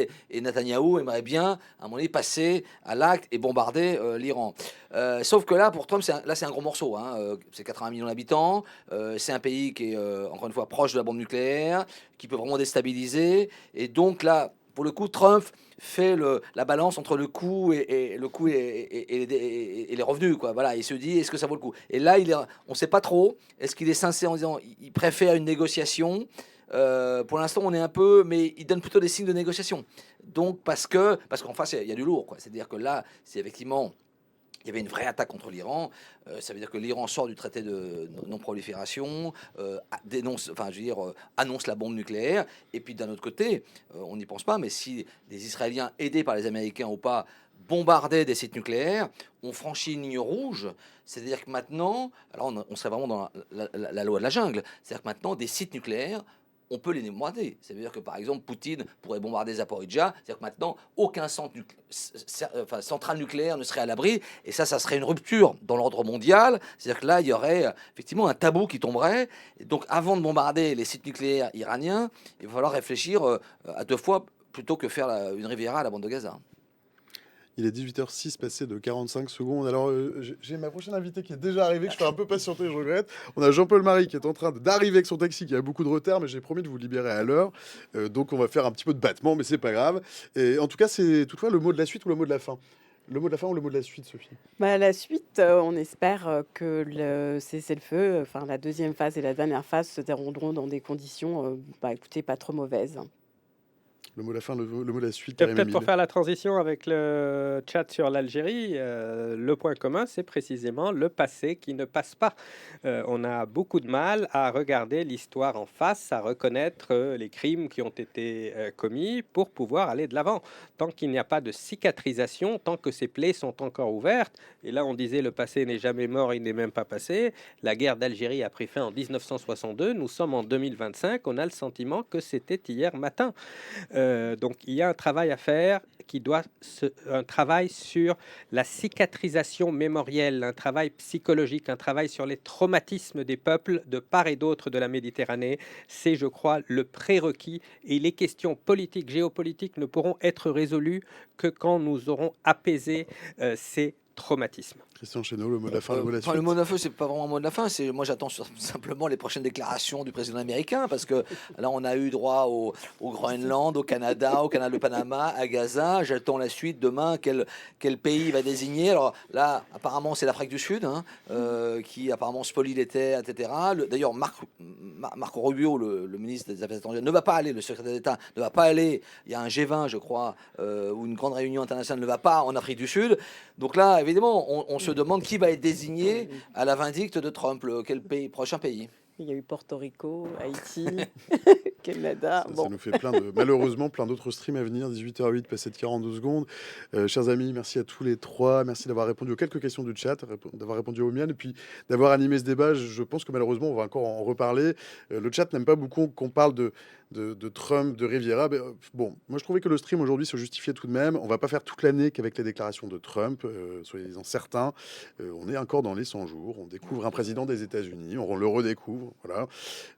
Pour toutes celles et ceux qui s'agacent un peu de tout ça, on a un peu expliqué tout ça dans le chat. Je vous invite à le réécouter. Et puis voilà. Et je libère donc mes trois invités. Merci à tous les trois. Je vous sache du plateau. Merci. Je vous remets entre les bras de Camille, qui vous servira de guide pour trouver l'air frais de la scène et le parterre de la maison de la radio et de la musique. Revenez quand vous voulez. C'était un plaisir de vous entendre. Nous quittons la bande de Gaza et on file un peu plus au nord du continent pour poser un pied à Alger, en Algérie, et un autre à Paris, en France, pour tenter de comprendre, en Algérie, un autre à Paris, en France, pour tenter de comprendre pourquoi, entre les deux capitales, le torchon brûle et n'en finit pas de brûler, avec en toile de fond de la crise diplomatique entre les deux États, l'annonce fin juillet par Paris d'un soutien au plan d'autonomie marocain au Sahara occidental, territoire au statut non défini à l'ONU et qui est le théâtre d'un conflit depuis un demi-siècle entre le Maroc et les indépendantistes sahraouis du Front Polisario soutenu par Alger. Et vous arrivez pile au bon moment, c'est formidable. On a passé 18h, on peut dire bonsoir. Bonsoir Khadija Mozenfinan. Vous avez chacune et chacun un micro, il faut lui parler bien devant, ils sont très directionnels. Bonsoir. Et vous avez de l'eau, n'hésitez pas à vous servir. Prenez des gobelets qui ne sont pas utilisés évidemment. Bienvenue dans le talk de France Info. Merci de nous faire l'amitié de votre présence à une heure où visiblement c'est pas facile de circuler à Paris. Khadija, vous êtes politologue, enseignante à l'université de Paris 1. Vous êtes spécialiste du Maghreb, membre du comité de rédaction d'Orient 21. C'est quoi Orient 21? C'est un journal en ligne et on s'intéresse beaucoup au monde arabe, mais aussi par extension à la Turquie, à l'Iran et à l'actualité qui ne manque pas en ce moment. Et justement, on va en parler pendant 1 heure. Merci de votre présence. À vos côtés, en face de moi, Jean-Paul Marie. Bonsoir, Jean-Paul. Prenez-vous... Ah, vous avez un micro, Jean-Paul. Bonsoir. Voilà, vous êtes grand reporter, réalisateur, écrivain. Vous avez été récompensé notamment, parce qu'il y en a plein d'autres, par le prix Albert Londres et le prix Bayeux. Vous avez couvert une quarantaine de conflits dans le monde. Vous connaissez très bien l'Algérie. Vous y êtes même né, je crois. Et donc, on va pouvoir en parler pendant presque quasiment 1 heure. Le climat est délétère. On perd du temps avec le président Macron. Il faut éviter une séparation qui deviendrait irréparable. C'est ce qu'a déclaré le président algérien, Abdelmajid Tebboune, au journal L'Opinion. On a l'impression qu'à chaque fois, c'est une escalade supplémentaire. Je sais que vous avez eu Camille Rio au téléphone, Jean-Paul Marie, et que vous aviez souhaité, et on va le faire en fait, qu'on parle du sujet, enfin de la crise diplomatique entre l'Algérie et la France de manière apaisée. Et c'est ce qu'on va essayer de faire. Toutefois, on a encore l'impression que c'est une escalade supplémentaire dans la crise. C'est votre sentiment? Est-ce que c'est le cas, madame? Alors, si vous vous référez à l'interview fleuve du président Tebboune dans l'Opinion, moi, j'ai pas l'impression que ce soit un cran de plus dans l'escalade. J'ai l'impression que, au contraire, je ne parlerai pas de main tendue, mais je parlerai d'apaisement, au contraire, des signes d'ouverture. C'est comme s'il se positionnait en sage, Tebboune. Bien sûr, il sollicite beaucoup du président Macron notamment, mais on peut comprendre. C'est-à-dire qu'en miroir, il le fait paraître quand même pour moins sage, Emmanuel Macron. Il le fait paraître pour moins sage. Il met une grande partie de la responsabilité sur la droite française, mais il se réfère aussi au droit et il se réfère beaucoup à l'histoire. Et donc, pour moi, je ne l'ai pas vu comme quelque chose d'agressif. Je l'ai vu comme une relation possible, mais un peu à ses conditions. Jean-Paul Marie. Je crois que vous avez raison sur. Il faut lire le texte de façon un peu plus fine, quoi. Mais il y a un coup de gueule et puis derrière, il y a aussi une position de fond. Mais je crois que c'est un épisode de plus, c'est-à-dire que oui, vous disiez le torchon brûle entre la France et l'Algérie, mais le torchon, il est immense, il est très long, il est historiquement long le torchon, et ça brûle tout le temps. Donc je crois qu'il faut comprendre ce qui se passe en Algérie.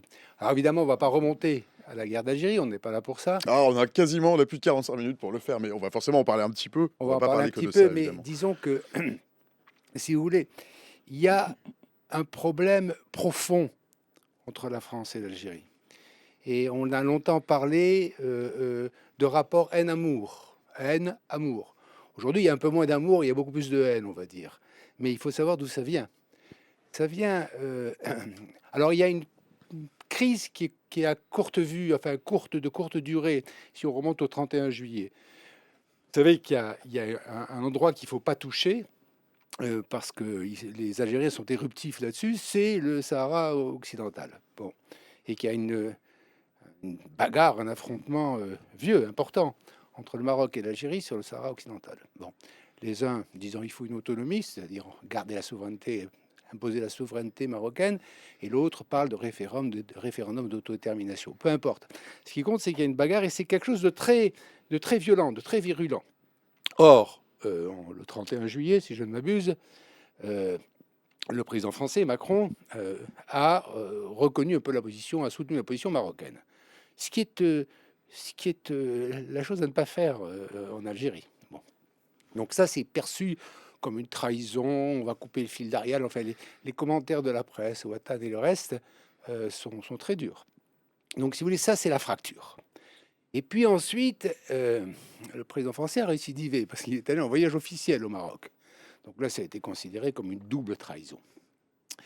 Et ça venait... cet acte-là venait aussi après une période pendant laquelle le président, avec sa façon de faire, a lâché dirons, on a fait des concessions au niveau mémoriel sur reconnu des choses qu'avait fait la France, etc., etc. Et en cela, il faut revoir un petit peu le rapport qu'a fait Stora sur sur comment apaiser les choses. Donc Benjamin Stora, Benjamin Stora, éminent un spécialiste un des meilleurs d'Algérie. historiens, si le meilleur historien français sur l'Algérie, qui connaîtrait, qui a beaucoup travaillé sur ce rapport-là. Mais, si vous voulez, le président a lâché pas mal de choses au niveau symbolique, au niveau mémoriel, au niveau historique. Et il s'attendait en retour à quelque chose. Apparemment, il a été déçu, et donc il a un peu changé de position, il a un peu durci sa position. Et donc, à partir de là, il y a... Parce qu'en Algérie, c'est pas le pays de la désescalade, on va dire.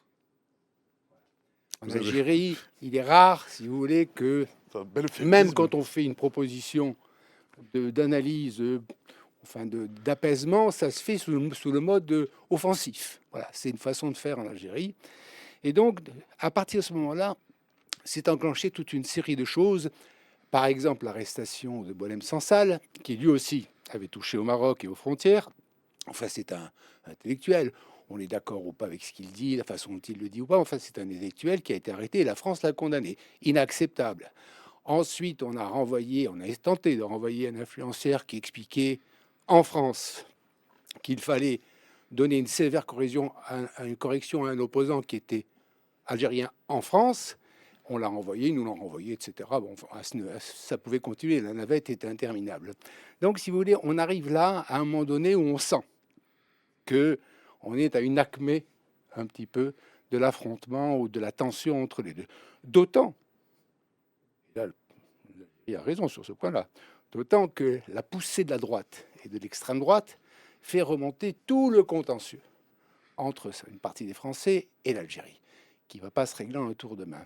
Donc, je pense qu'il y a cette partie, si vous voulez, il y a un round là qui a été particulièrement intensif, et il y a quelqu'un dans le coin d'Éric qui dit, bon, on pourrait peut-être revoir les choses, hein, se calmer un petit peu. Mais ce n'est qu'une partie de l'explication. Parce que si on regarde plus au fond, et je ne vais pas le faire maintenant, mais si on regarde plus au fond, ça remonte beaucoup plus loin. Le rapport entre la France et l'Algérie ne commence pas le 31 juillet 2024. Il est beaucoup plus ancien, n'est-ce pas, madame? Khadija, vous souscrivez? Oui, moi je le ferai remonter également, à plus loin, mais, peut-être que j'introduirai aussi un autre pays. Il y a une triangulaire en fait, entre, la France, l'Algérie et le Maroc, et elle commence cette triangulaire par une question de frontières. La question des frontières qui commence déjà pendant la guerre d'Algérie, lorsque les Français, même avant bien sûr, lorsque, les Français ont voulu garder le Sahara, et d'ailleurs ça a buté les négociations, de paix, à Évian ont buté sur la question du Sahara, parce que les Français voulaient, maintenir le Sahara dans une organisation commune, du Sahara, parce qu'ils avaient découvert justement, des minerais et du Il y avait pétrole. justement une question Et dans le chat de Jeff, salut Jeff, merci de nous rejoindre, qui disait est-ce qu'il y avait quelque chose d'intéressant dans ce Sahara occidental? Vous venez d'y Voilà, répondre, il y non, a des alors là, on est dans le Sahara déjà algérien, Ah! pas occidental. Bah, la question de Et Jeff, c'était sur le Sahara occidental. et Qu'est-ce qu'il y a c'est d'intéressant dans le Sahara occidental? et donc là, les Algériens l'ont gardé, donc c'est un point de friction entre les, Français et les Algériens. Sauf que le général de Gaulle va céder, il va dire: «D'accord, je vais, laisser tout le Sahara». Mais il y avait d'autres, figures comme, des figures comme Louis Jox ou autres qui disaient: «Finalement, les Algériens, ils ne savaient pas ce que c'était que le Sahara. C'est nous qui avons découvert, les minerais et le pétrole, et c'est à nous, et ça peut être exploité par tous les pays de la région». Alors là-dessus, si vous voulez, il y a une revendication, marocaine sur une partie de l'Algérie. Il y a une entente entre Hassan II et Farhat Abbas, qui est à la tête du gouvernement provisoire de la République algérienne, le GPRA. Ils se mettent d'accord, c'est même signé, il y a un document qui est signé, mais ceux qui succèdent à Farhat Abbas à la suite des accords d'Évian, donc Ben Bella, eux ne veulent pas céder une partie au Maroc. Donc le roi se sent trahi. Donc il y a vraiment dans cette histoire d'amour, haine, de territoire perdu, il y a une triangulaire qui va s'instaurer. Et dans cette triangulaire, il y a une carte du Grand Maroc qui est dessinée par le Maroc dans les années 50, 56 très exactement, et où ils mettent plusieurs territoires. Et selon cette carte, les frontières du Maroc se dessinent en fonction des allégeances qui ont été faites pour les souverains marocains. Et donc, ils placent le Sahara occidental, une partie de l'Algérie, la Mauritanie actuelle, une partie du Niger, etc. Sauf qu'ils ne vont pas arriver à récupérer ni une partie de l'Algérie, ni la Mauritanie, et ils vont mettre 9 ans pour reconnaître la Mauritanie, qui est une création française, il faut bien le dire. Et donc, ils vont vraiment se crisper sur l'ancien Sahara espagnol, qui est espagnol de 1884 jusqu'en 1976. Et là, ils vont dire, au nom des droits historiques, on le revendique, et ils vont organiser à Sainte-Deux la marche verte, et il va s'installer. Là-dessus, effectivement, au début, Boumedienne, ça ne l'intéressait pas vraiment, mais à partir de 75, donc 2 ans après l'existence du Front Polisario qui demande l'indépendance de cette région, il va appuyer le Front Polisario au nom des droits des peuples à s'autodéterminer. Et là, on a deux visions du droit et de l'histoire qui vont s'affronter entre l'Algérie et le Maroc, mais la France n'est pas extérieure à tout ça. Parce que la France, elle considère qu'elle a donné un Sahara beaucoup plus grand à l'Algérie, et elle va vouloir équilibrer les choses, mais l'équilibre est très difficile parce que l'Algérie se range derrière le droit international.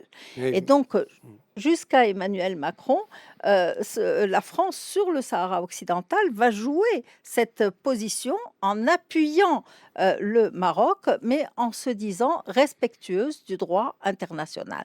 Et pour Tebboune et l'Algérie, dans l'attitude de Macron, il y a une rupture par rapport à cette position de la France. Alors, moi, je crois qu'on peut refaire les problèmes de droit historique, comme vous venez de le faire très bien, mais je crois que ce qu'il faut dire, c'est que ces problèmes, ils touchent l'ADN de l'Algérie, la construction vertébrale de l'Algérie. Parce que l'Algérie, quand elle a été colonisée, n'était pas un État-nation. Elle a été colonisée. Et donc, ses frontières ont été définies par la colonisation, en grande partie. Ça, c'est une première chose. La deuxième chose, c'est que l'Algérie s'est construite, nouvelle, aujourd'hui, par l'indépendance. Et l'indépendance s'est construite par la guerre. Et si on ne comprend pas ce qui s'est passé pendant cette guerre, on ne peut pas comprendre ce qui se passe aujourd'hui. Si on parle de relations entre la France et l'Algérie, les Français et les Algériens. La guerre d'Algérie a été atroce. Elle a été extrêmement brutale, des deux côtés. Les Français ont été brutaux et les Algériens ont été brutaux aussi, très brutaux. Bon. Donc, si vous voulez, et en plus, comme il y a eu une résistance, ça ne s'est pas passé comme en Tunisie ou ailleurs, comme il y a eu une résistance forte à cette Algérie indépendante, les 3 dernières années ont été absolument terribles en Algérie, terribles. Et d'un côté, vous aviez des forces d'extrême droite comme l'OS qui ont résisté, qui ont mis des bombes, qui ont assassiné, qui ont prôné même la culture de la terre brûlée, etc. Et de l'autre, vous avez eu l'ALN et le FLN. L'ALN, c'est l'armée de libération nationale, et le FLN, le Front de libération nationale, qui eux aussi ont fait des assassinats en Syrie, en masse, dans les rues d'Alger. Il y a une époque où on vous abattait dans la rue parce que vous étiez d'allure européenne ou d'allure algérienne musulmane, bon, entre un arabe et un français, et vous aviez tous les jours à la radio des journalistes qui disaient, alors hier, il y a eu 82 morts algériens qui ont été tués, le jour d'après, hier, il y a eu 72 ou 102, c'était de cet ordre-là, c'est-à-dire on a assassiné en masse. Donc, ça s'est fait dans le sang. L'indépendance de l'Algérie s'est fait dans les pires conditions. Et d'ailleurs, les accords d'Évian qui prévoyaient des tas de choses pour ceux qui resteraient, les Européens, comme on disait à l'époque, etc., n'ont eu aucun intérêt, parce que tout ça a été balayé par un exil massif de la population européenne d'Algérie parce qu'ils avaient très peur. Et il y a eu des règlements de compte, enfin on ne va pas rentrer dans l'histoire des harkis, des massacres d'Oran, etc. Mais ça s'est fait dans le sang. Donc si vous voulez, aujourd'hui, en Algérie, quand on y retourne, et moi j'y suis revenu pas souvent pendant la guerre civile algérienne, parce qu'il y a eu une guerre civile algérienne, dans ce qu'on appelle les années de plomb, entre les 91 et 2000, une guerre absolument atroce qui a fait 200 000 morts quand même, hein, dont on a peu parlé en France, en tout cas mal, parce qu'on avait du mal à travailler là-bas. Si vous voulez, on a un sentiment que, je dirais, l'Algérie, avec tout le respect qu'on leur doit, on se demande si c'est un pays ou un syndrome. Il y a en Algérie quelque chose qui est terrible. C'est-à-dire, quand on veut changer les choses profondément, on a le sentiment qu'il faut recommencer une forme de guerre d'indépendance. Cette guerre d'indépendance, c'est la guerre de naissance de l'Algérie. C'est là où il y a eu identification de l'Algérie moderne. Et qu'est-ce qui se passe? C'est qu'on a le sentiment qu'il faut se battre jusqu'au bout, que ça va faire coûter beaucoup de sang, beaucoup de morts, mais qu'au bout d'un moment, on va arriver à extirper de l'Algérie l'étranger, l'ennemi, etc. Comme on a mis à la mer les Français pour devenir indépendants. Et je l'ai vu pendant la guerre civile algérienne, où vous aviez les islamistes qui se battaient férocement contre les francophones, c'est-à-dire ceux qui étaient aussi au pouvoir. Vous aviez aussi des mouvements, des campagnes qui se battaient contre les citadins. Vous avez des gens qui se battaient contre les intellectuels. C'est-à-dire, on a toujours l'impression que pour avancer, pour réussir, pour pouvoir gagner une nouvelle forme de liberté, il faut d'abord beaucoup de sang, et il y en a eu. Mais aussi, il faut arriver à extirper du sein de son propre corps algérien la chose qui en est étrangère pour la repousser. C'est en cela que je parle de syndrome. Parce que vous aviez, pendant ces 10 années de guerre civile algérienne, dans les mêmes vallées, un village qui était pro et un autre qui était anti. Vous aviez dans les mêmes villages des gens qui étaient pro et qui étaient anti. Et parfois, vous aviez dans les mêmes familles un enfant qui travaillait pour la police algérienne ou même la sécurité militaire ou qui était militaire et un autre qui était islamiste. Donc on avait le sentiment, on se disait à l'époque que la ligne de fracture de l'Algérie passait au milieu du lit matrimonial. Donc, si vous voulez, ce syndrome-là, il est aujourd'hui un peu, je le trouve, peut-être me trompe-je, mais je le trouve encore vivace. C'est-à-dire, il y a chaque fois qu'on se sent en difficulté ou qu'on est en opposition, et notamment avec la France, cette volonté ou ce sentiment qu'il faut extirper la France de l'Algérie pour pouvoir avancer. Et d'ailleurs, il n'y a pas longtemps, on avait déjà interdit l'enseignement du français dans les lycées, on a même interdit l'enseignement du français dans les écoles privées. Il y avait cette volonté d'extirper la langue française comme si c'était quelque chose qui était une ingérence, quelque chose encore étranger. Et puis, depuis quelques années, il faut le dire, et même si l'Algérie et la France ont des relations commerciales très fortes et des relations humaines très fortes, il y a quand même à peu près 2 millions d'immigrés qui sont en France, d'après les chiffres que nous avons, sur 2 générations. Et puis, il y a une navette permanente qui se fait. Eh bien, malgré cela, aujourd'hui, le gouvernement algérien se tourne délibérément vers la Turquie, l'Italie, la Chine, la Russie, pour essayer de casser ce lien principal commercial et, disons, se différencier, se détacher de la France. Et c'est un discours qui est très bien reçu en Algérie dans certains milieux. C'est-à-dire que pour faire passer aussi un régime qui devient quand même, dont on sait qu'il est autoritaire, on sait qu'il est répressif, dont on sait qu'il n'aime pas tellement qu'on parle qu'on s'exprime, et je ne parle pas de Boualem Sansal, qui a tenu des propos absolument sur le Maroc, je veux dire, c'était un brûlot, mais uniquement les gens qui s'expriment, il y a une pression, et cette pression-là, elle est ressentie en Algérie, et c'est pas pour rien non plus que vous avez un flux assez important d'Algériens qui quittent l'Algérie. Donc, si vous voulez, on ne peut pas non plus oublier, enfin ignorer que le pouvoir algérien, en désignant la France comme l'ennemi, comme il y a quand même un ministre qui a dit que la France était l'éternel ennemi de l'Algérie. Alors, c'est un excès de langage, mais enfin c'est un ministre.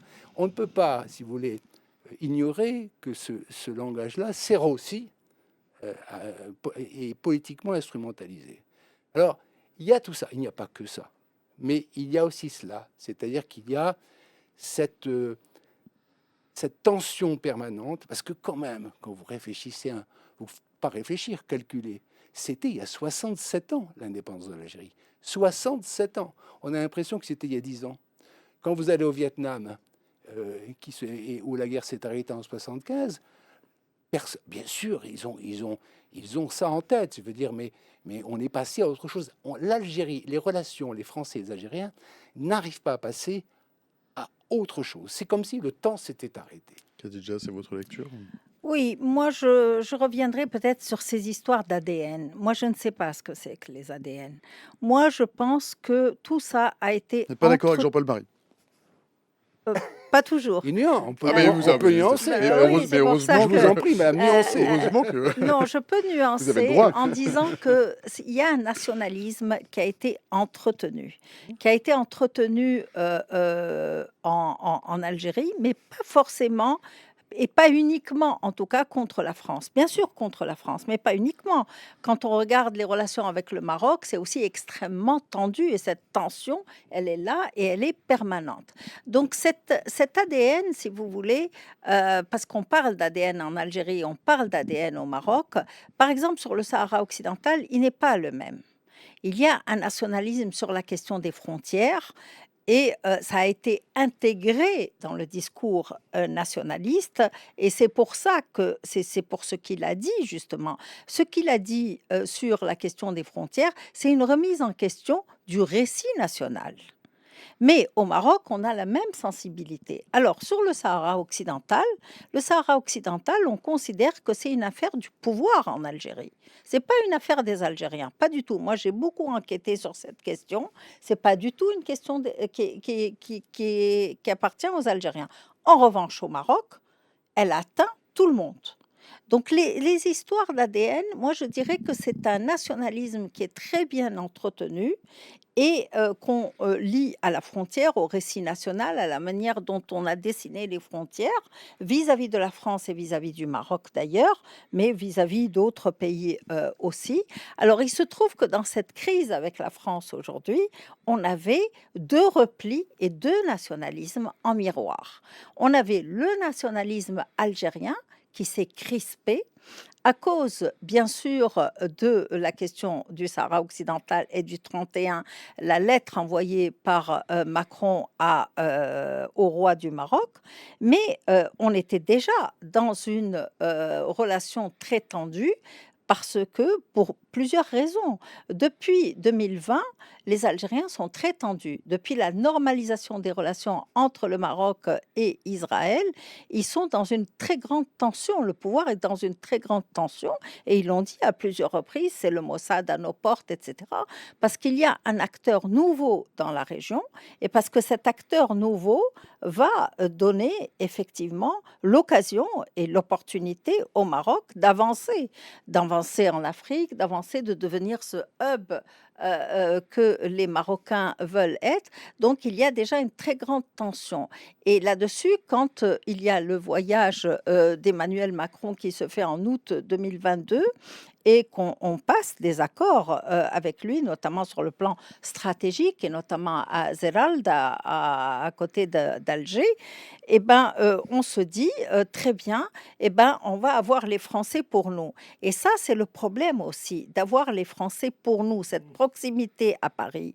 Mais cette proximité à Paris, elle est entretenue par Paris, parce que Paris joue le tout Algérie ou le tout Maroc. Et cette notion d'équilibre a toujours échoué.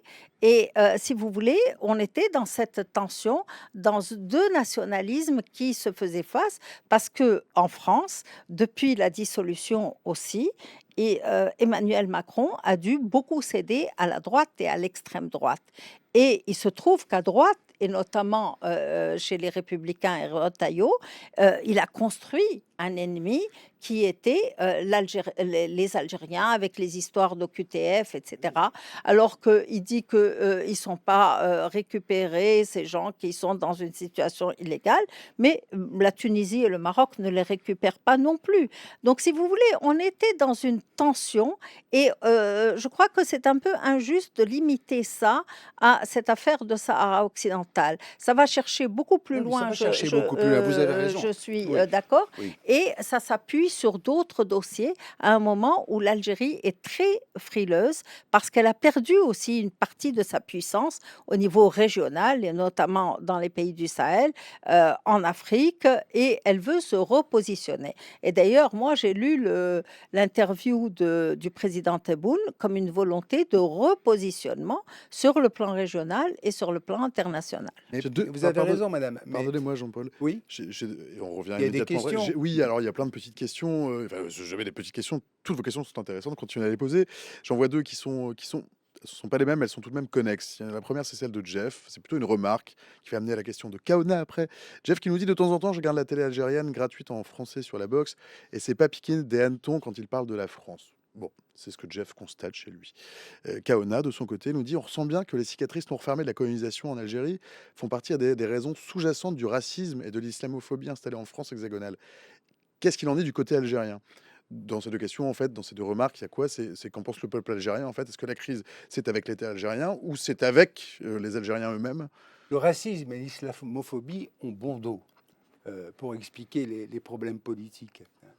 Euh, il y a, on pourrait parler du racisme, on pourrait parler de ce qu'est l'islamophobie aussi, on peut parler aussi de tas de choses, mais je crois qu'il faut rester, pardon pour les gens qui posent des questions, il faut rester sur le point important. Vous parlez du nationalisme algérien. Pas oublier, non, le nationalisme, il n'est pas comme ça, il ne s'entretient pas comme ça naturellement, il est nourri. Or, qu'est-ce qui s'est passé ces dernières années en Algérie? Un phénomène extraordinaire qu'on appelle le hirak, c'est-à-dire des dizaines, des centaines de milliers de manifestants algériens, notamment des jeunes, sont descendus dans la rue pendant des dimanches, des vendredis, des fins de semaine, pendant des mois, et ils demandaient un changement. Parce que, si vous regardez l'Algérie, le système du pouvoir algérien, il est quasiment lyophilisé depuis la guerre d'indépendance. On ne va pas rentrer là-dedans parce que ça demanderait une étude et une explication assez longue. Mais si vous voulez, les Algériens, les jeunes Algériens qui vivent en Algérie, qui regardent les télés et qui sont pas moins informés que nous, ils supportent plus ce système. La corruption, ils supportent plus que les militaires tiennent des réseaux entiers de commerce, de monopole. Ils supportent plus qu'il y ait après les moudjahidines, les fils des moudjahidines, les petits-fils des moudjahidines, les arrière-petits-fils des moudjahidines. Ils supportent plus toute une façon de vivre. Et ces jeunes-là ont manifesté pendant des mois. Qu'est-ce qui les a fait arrêter? Ces deux choses. D'abord, la répression qui a été terrible, et le Covid. Donc le Covid miraculeux, envoyé du ciel aux autorités algériennes, a permis... Et du coup, si vous voulez, cet espoir qui était pratiquement oublié, les jeunes n'avaient plus d'espoir. Ils sont désespérés, mais désespoir au sens profond du terme. Ces jeunes qui n'avaient plus d'espoir et qui, finalement, se condamnaient pour certains à devenir ce qu'on appelle des haragas, c'est-à-dire des brûleurs, c'est-à-dire des gens qui prennent le bateau comme des Maliens, comme des Africains, comme des Érythréens, pour venir de façon clandestine en France. Vous voyez ce que ça veut dire, ou en Europe. Ces gens-là ont eu un immense espoir que peut-être cette fois-ci, les choses allaient changer. Badaboum, ça s'effondre. Donc, il y a aujourd'hui... Moi, je m'occupe d'un site qui s'appelle grandreporter.com. Quand on fait un papier sur l'Algérie, on reçoit une tonne d'injures, d'insultes, de menaces, etc. C'est symptomatique de quelque chose. C'est symptomatique, c'est-à-dire qu'il y a, c'est un eczéma permanent, quoi. C'est un psoriasis, l'Algérie sur la peau de certains. Dès que vous touchez, de quoi vous mêlez, occupez-vous de Macron. Enfin, c'est extrêmement réactif, extrêmement violent. Mais ces jeunes-là, si vous voulez, se disent, il n'y a plus qu'une solution, c'est subir, se soumettre, et donc quand on est jeune, c'est dur, ou partir. Et donc, ce nationalisme algérien, il vient aussi à point nommé pour dire, ben, finalement, le coupable, c'est le français. Et moi, j'avais travaillé sur un sujet qui m'avait beaucoup passionné parce qu'il expliquait plein de choses qui étaient la bleuite. Vous savez, qu'est-ce que la bleuite? On peut en dire un mot, on ne va pas raconter la bleuite, mais disons que quand vous êtes en Algérie, j'étais en Algérie, parce que je peux aller depuis quelques temps, parce que je rappelle quand même que cette Algérie si proche ne donne pas de visa aux journalistes, ne donne pas de visa, ou très peu, au compte-gouttes. C'est en mieux de vous dire qu'on n'est pas surveillant. journaliste. Oui. Et même pour les touristes, c'est pas évident. Pour les commerciaux, ça va. Mais je veux dire, ce n'est pas un pays ouvert. On ne peut pas y aller comme ça, alors que c'est de l'autre côté de la Méditerranée. Et il faut se battre pour avoir un visa, et parfois on vous le refuse. Enfin, on vous le refuse pas, mais on vous donne pas de réponse, ce qui est pareil. Donc, si vous voulez, ce qui s'était passé, c'est que j'avais souvent entendu, quand ça allait mal en Algérie, mais ça, c'est un coup des services, quand on ne comprenait pas ce qui s'est passé. C'est les services secrets. dont vous Alors, parlez. les services, c'est quoi les services? C'est le service secret algérien, évidemment. Mais il y avait Mais aussi, quand ça ne suffisait pas, c'est un coup des Français, c'est un coup des services français. La main de l'étranger. Mais je me disais, mais pourquoi sont-ils obsédés par l'action des services français en Algérie? D'ailleurs, il n'y a pas longtemps, il y a quelques 2 mois, Directeur général de l'Algérie la a DGSE. protesté en disant il y a des agents de la DGSE qui viennent déstabiliser l'Algérie de l'intérieur. Bon, alors, sûrement. Mais si vous voulez, et je m'étais posé la question de savoir. Et en fait, c'est assez historiquement implanté. Là encore, ça vient de la guerre d'Algérie. C'est-à-dire pendant la guerre d'Algérie, les services militaires français, les services secrets, ont mené une action psychologique absolument, c'est une histoire absolument époustouflante, et notamment sous l'œil du capitaine Paul-Alain Léger, qui avait été formé pendant la guerre de Chine à ses dépens à l'action psychologique que ça avait mené les Vietnamiens, et il avait appliqué ces techniques-là en Algérie. Il avait réussi à infiltrer, alors à l'époque, Alger, il y avait des bombes, il y avait des attentats, c'était assez terrible, etc. Il avait réussi à infiltrer les milieux du FLN et de l'ALN, à les intoxiquer en leur faisant croire que le maquis, et notamment celui d'Amirouche, de la Wilaya 3, qui est très important, était totalement infesté d'agents français, d'espions, et qu'il les avait manipulés de telle sorte ça avait provoqué une purge interne. C'est-à-dire que les maquis dans les maquis, il y a Mirouche, et puis il y avait un psychopathe qui s'appelle Haysen, qu'on appelait Haysen de la torture, avaient commencé à torturer leurs propres partisans, parfois les meilleurs militants qu'ils avaient, les meilleurs guerriers combattants, pour leur faire avouer qu'ils travaillaient pour les Français. Alors, quand on avait été torturé toute une nuit par ce genre de personnage, on avouait que son père, sa mère, le concierge, que tout le monde était coupable. Et donc, on arrêtait le père, la mère et le concierge, et on les torturait. Et si vous voulez, cette épidémie qu'on appelle la bleuite, alors pourquoi la bleuite? Parce que Paul-Alain Léger, qui est arrivé à convertir certains hommes qui travaillaient pour lui, des Algériens du FLN, ce qui était très fort au niveau psychologie, leur faisait porter des bleus, vous savez, les bleus de l'époque, les salopettes de l'époque, bleuite. Bon, c'est pas une maladie particulière. Et ça avait abouti, au bout d'1 ou 2 ans, à une tragédie absolue dans les milieux de l'ALN et du FLN, c'est-à-dire qu'à force de torturer et d'exécuter des espions présumés, et qui étaient de vrais militants, eh bien, on avait tué, on estime qu'il y a eu 4000, entre 2 et 4000 militants de l'ALN qui ont été exécutés par leurs propres frères. Donc, si vous voulez, ce côté diabolique, ce côté démoniaque, comme ça, d'espions français, elle est restée, parce que c'est un sujet tabou, hein, c'est longtemps resté un sujet tabou en Algérie, c'est longtemps resté un sujet tabou en France, on en parle un peu plus quand même, mais cette espèce de main de l'étranger qui est capable de faire des choses diaboliques, elle est présente dans l'esprit des Algériens. Non, moi je crois que ça a été aussi, alors ça vient de là probablement, bien sûr, mais en partie.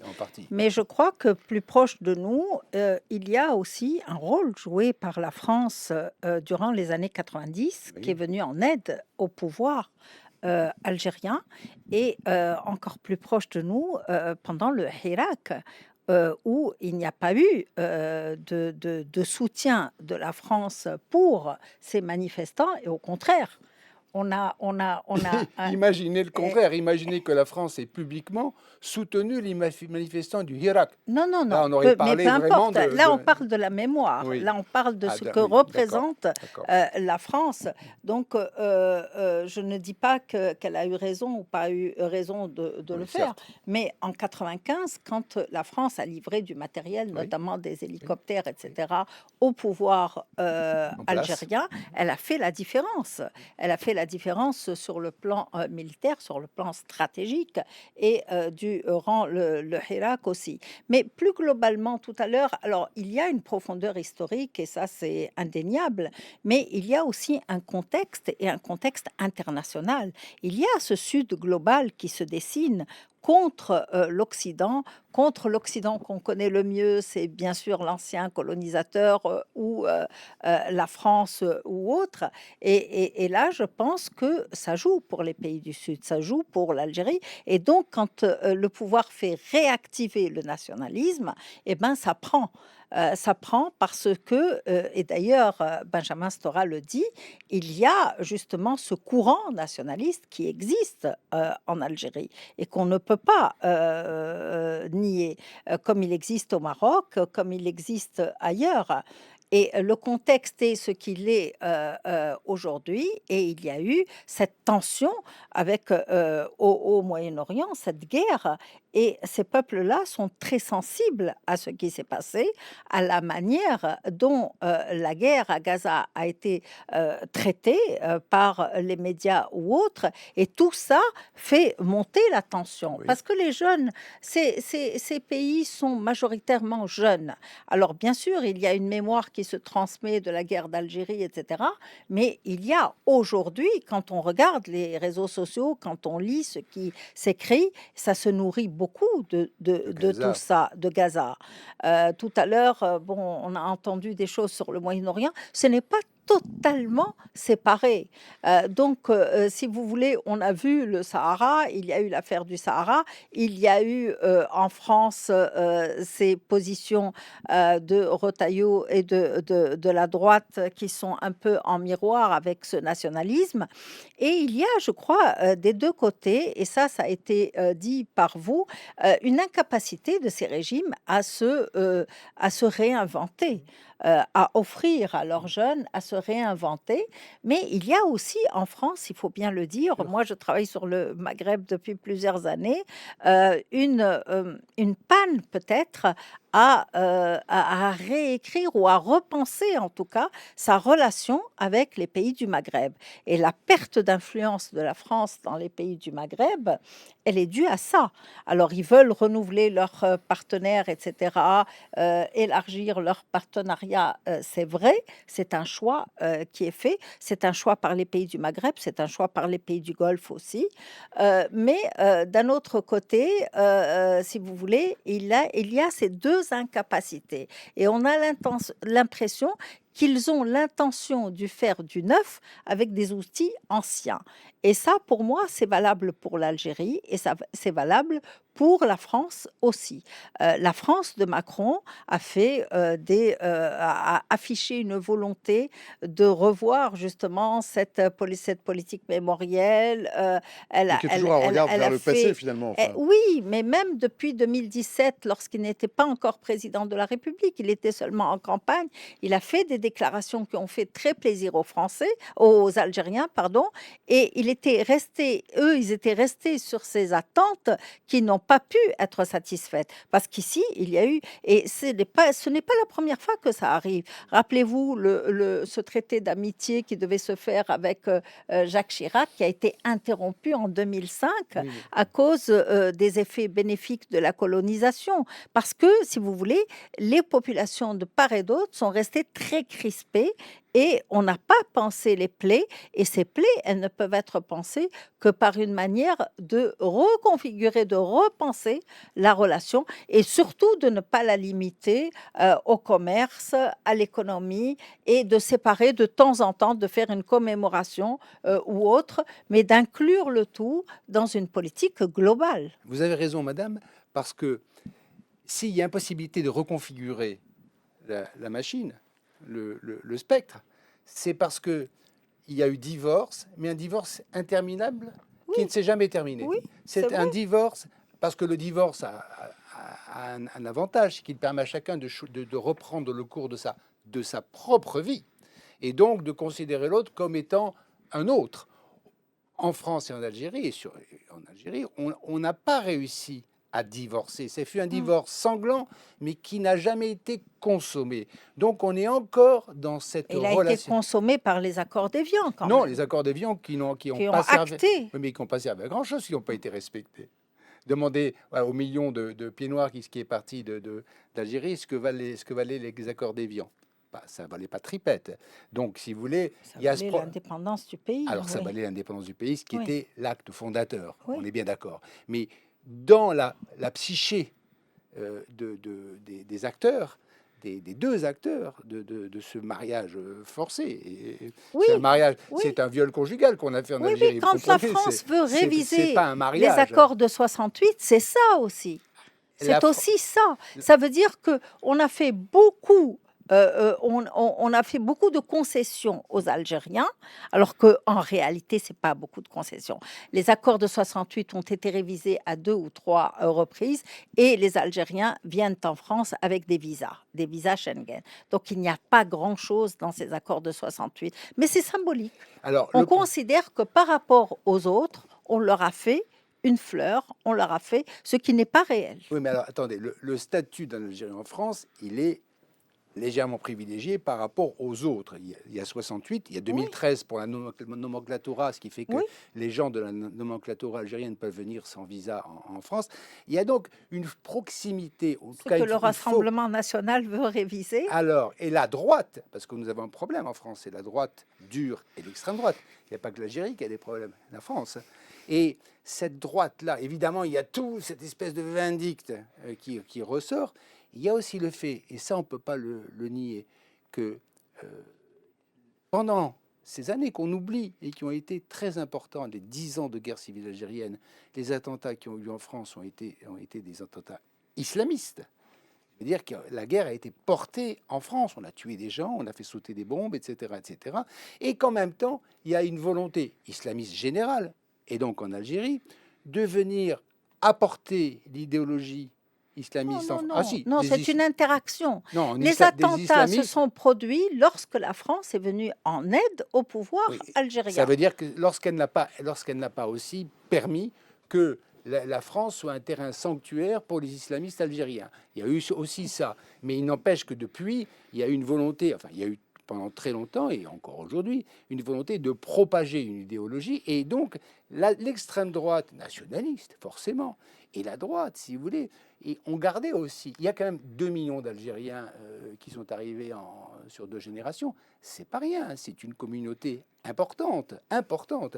Et là, par exemple, l'affaire Doualem, où l'influenceur a provoqué une crise, si vous voulez, c'est l'idée, dans la droite et l'extrême droite, que finalement, il est en train de se constituer une petite communauté algérienne, une grande communauté algérienne qui est en train d'influencer ses propres ressortissants pour agir contre la France. Oui, mais ça, c'est ce qu'on a voulu montrer. Et ça, c'est Parce l'eczéma. qu'on aurait très bien pu, en France, juger cet internaute.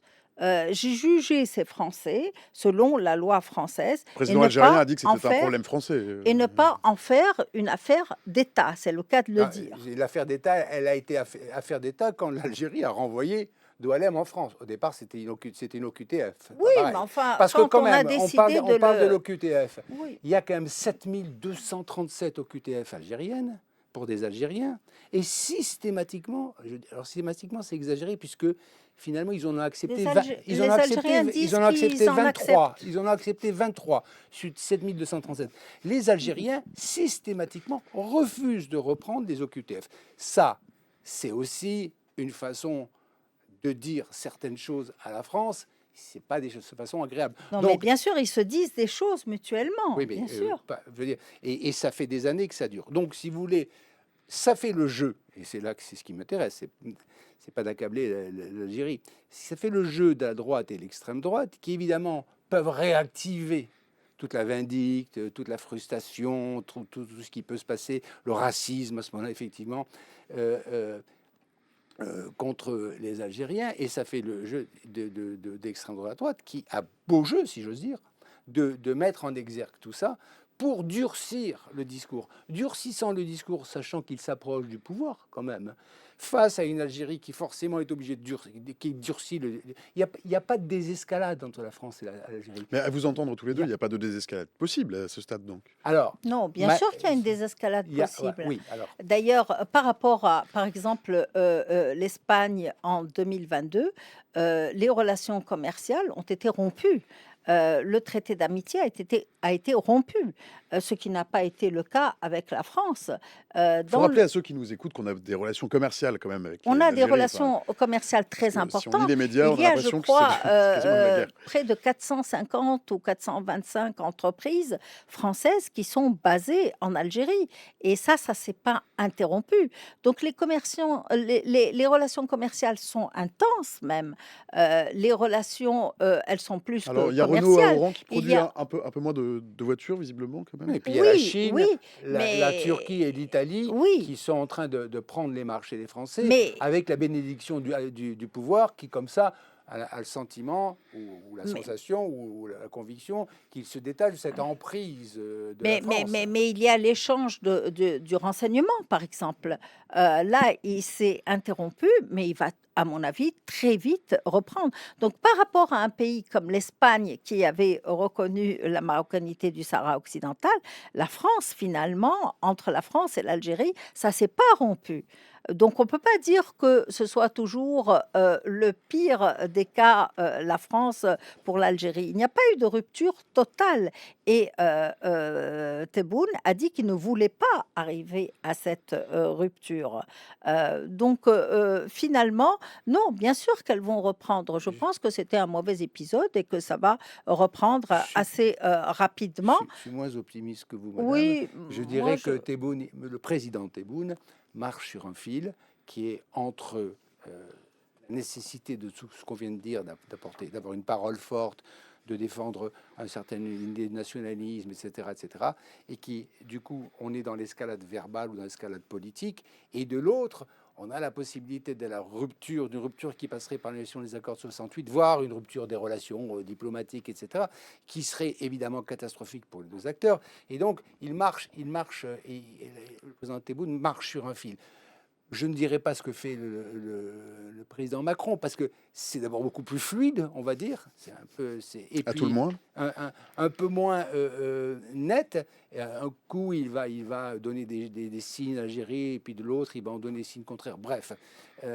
Mais moi, je m'attendais on à ce est- qu'il prenne la parole et à ce qu'il se détache, lui, le chef de l'État, de tout ce qui peut se dire à droite sur les OQTF, sur toutes ces questions, et qu'il prenne vraiment de la hauteur et qu'il s'adresse au président Tebboune et qui dise, par exemple, c'est un malentendu, ce n'est pas je exactement crois ça, qu'il n'en a plus. sans, Je crois qu'il sans n'en a- revenir sur sa position C'est compliqué pour vis-à-vis du Emmanuel Maroc. Macron. Madame, je crois qu'il n'en a plus les moyens. Mais Il n'a là, plus les il a moyens été parce qu'il y a- interpellé par le président Oui, Tebboune mais là-dessus. je crois qu'il n'en a plus les moyens. C'est Il y possible. a en France un courant anti-immigration fort. Oui, ça c'est vrai.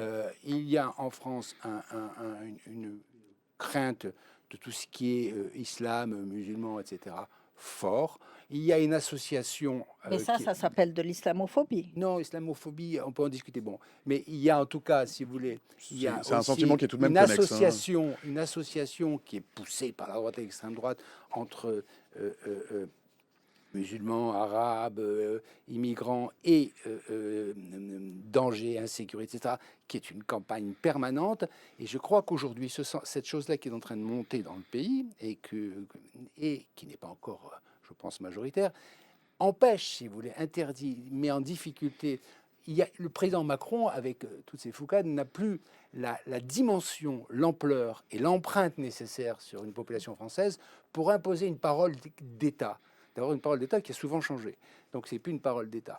Donc, on est là dans une espèce d'escalade, d'un divorce qui continue on continue à se jeter des plats à la figure. On continue à divorcer. On continue à divorcer. C'est deux personnes qui divorcent, mais qui vivent dans le même appartement. C'est épouvantable, c'est une catastrophe.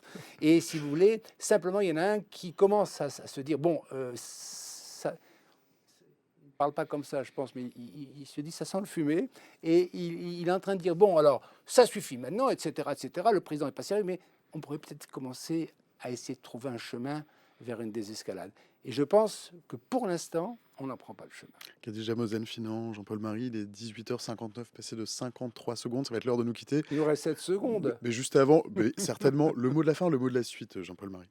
Le mot de la fin Ou celui de la suite, c'est comme vous voulez. ou celui de la suite. Oui. Plutôt celui de la suite d'ailleurs. La suite, de quelle suite? La Ah, suite de la suite du sujet qui nous occupe aujourd'hui. l'Algérie. Bah, écoutez, je crois qu'on est d'accord pour relever, Madame et moi, pour relever l'étendue de la fracture, la complexité de la fracture, qu'elle soit géopolitique sur le Maroc, qu'elle soit historique ou qu'elle soit contemporaine. Les épisodes depuis la guerre d'indépendance avec l'Algérie ont montré que nous n'arrivons pas, de part et d'autre, à prendre chacun notre histoire et à laisser à l'autre son devenir et la considérer comme des amis, certes, mais sans se considérer comme étant totalement imbriqués dans notre histoire. Et chez les Algériens, on leur souhaite qu'ils arrivent simplement à consommer, comme les Français, finalement leur divorce pour avoir leur vie. Merci Jean-Paul Marie, Khadija Mosen-Finan, le mot de la fin ou le mot de la suite, celui que vous préférez. Et moi, je suis moins pessimiste. J'ai l'impression que ça va repartir. Sauf que mon souhait serait qu'on tire les leçons de ce qui s'est passé, de ce qui a dysfonctionné, de ce pourquoi on n'est pas arrivé à se parler à un moment donné. Et on l'a dit tout à l'heure, une manière de repenser cette relation entre les deux exécutifs, mais ils ne sont pas les seuls à la penser. Il y a les intellectuels, il y a les historiens, il y a les universitaires, il y a les opinions publiques, il y a les journalistes et tous les autres. 19h01, passé 31 secondes. Merci à tous les deux. Merci pour vos passionnantes lumières. J'ai posé très très peu de questions. Vous voulez te poser entre vous et c'était donc très bien. Le chat était présent jusqu'au bout. Donc merci à tous les deux de nous avoir fait l'amitié de vos lumières. C'est la fin de ce stream, chers amis. Pour ceux qui ont raté le début, qui veulent le partager à leurs copains, leurs copines, leur maman, le stream est dispo en replay sur Twitch et sur YouTube, ainsi que sur le site de France Info. Le site de France Info, c'est franceinfo.fr. Le stream est aussi disponible en podcast sur la plateforme de Radio France, sur l'appli de Radio France. Et la discussion se poursuit sur Discord, peut-être ce soir ou peut-être demain. Je vais voir si je suis en forme. Jules va en tout cas mettre le lien dans le chat. Merci à vous dans le chat pour vos questions. Merci d'avoir été relativement sage aujourd'hui sur des sujets qui d'habitude vous crispent. C'est toujours un plaisir de vous le lire. Merci à Jérémy Lamodé, merci à Stéphanie Berlu pour les visuels. Merci à Cyril Balta à ma droite que vous ne voyez pas, qui réalise le stream. On se retrouve mercredi prochain avec toujours de l'actu, du décryptage, du temps long et des experts pour ausculter la marche du monde. Je vous donne donc rendez-vous mercredi de 17h à 19h, même endroit, même heure.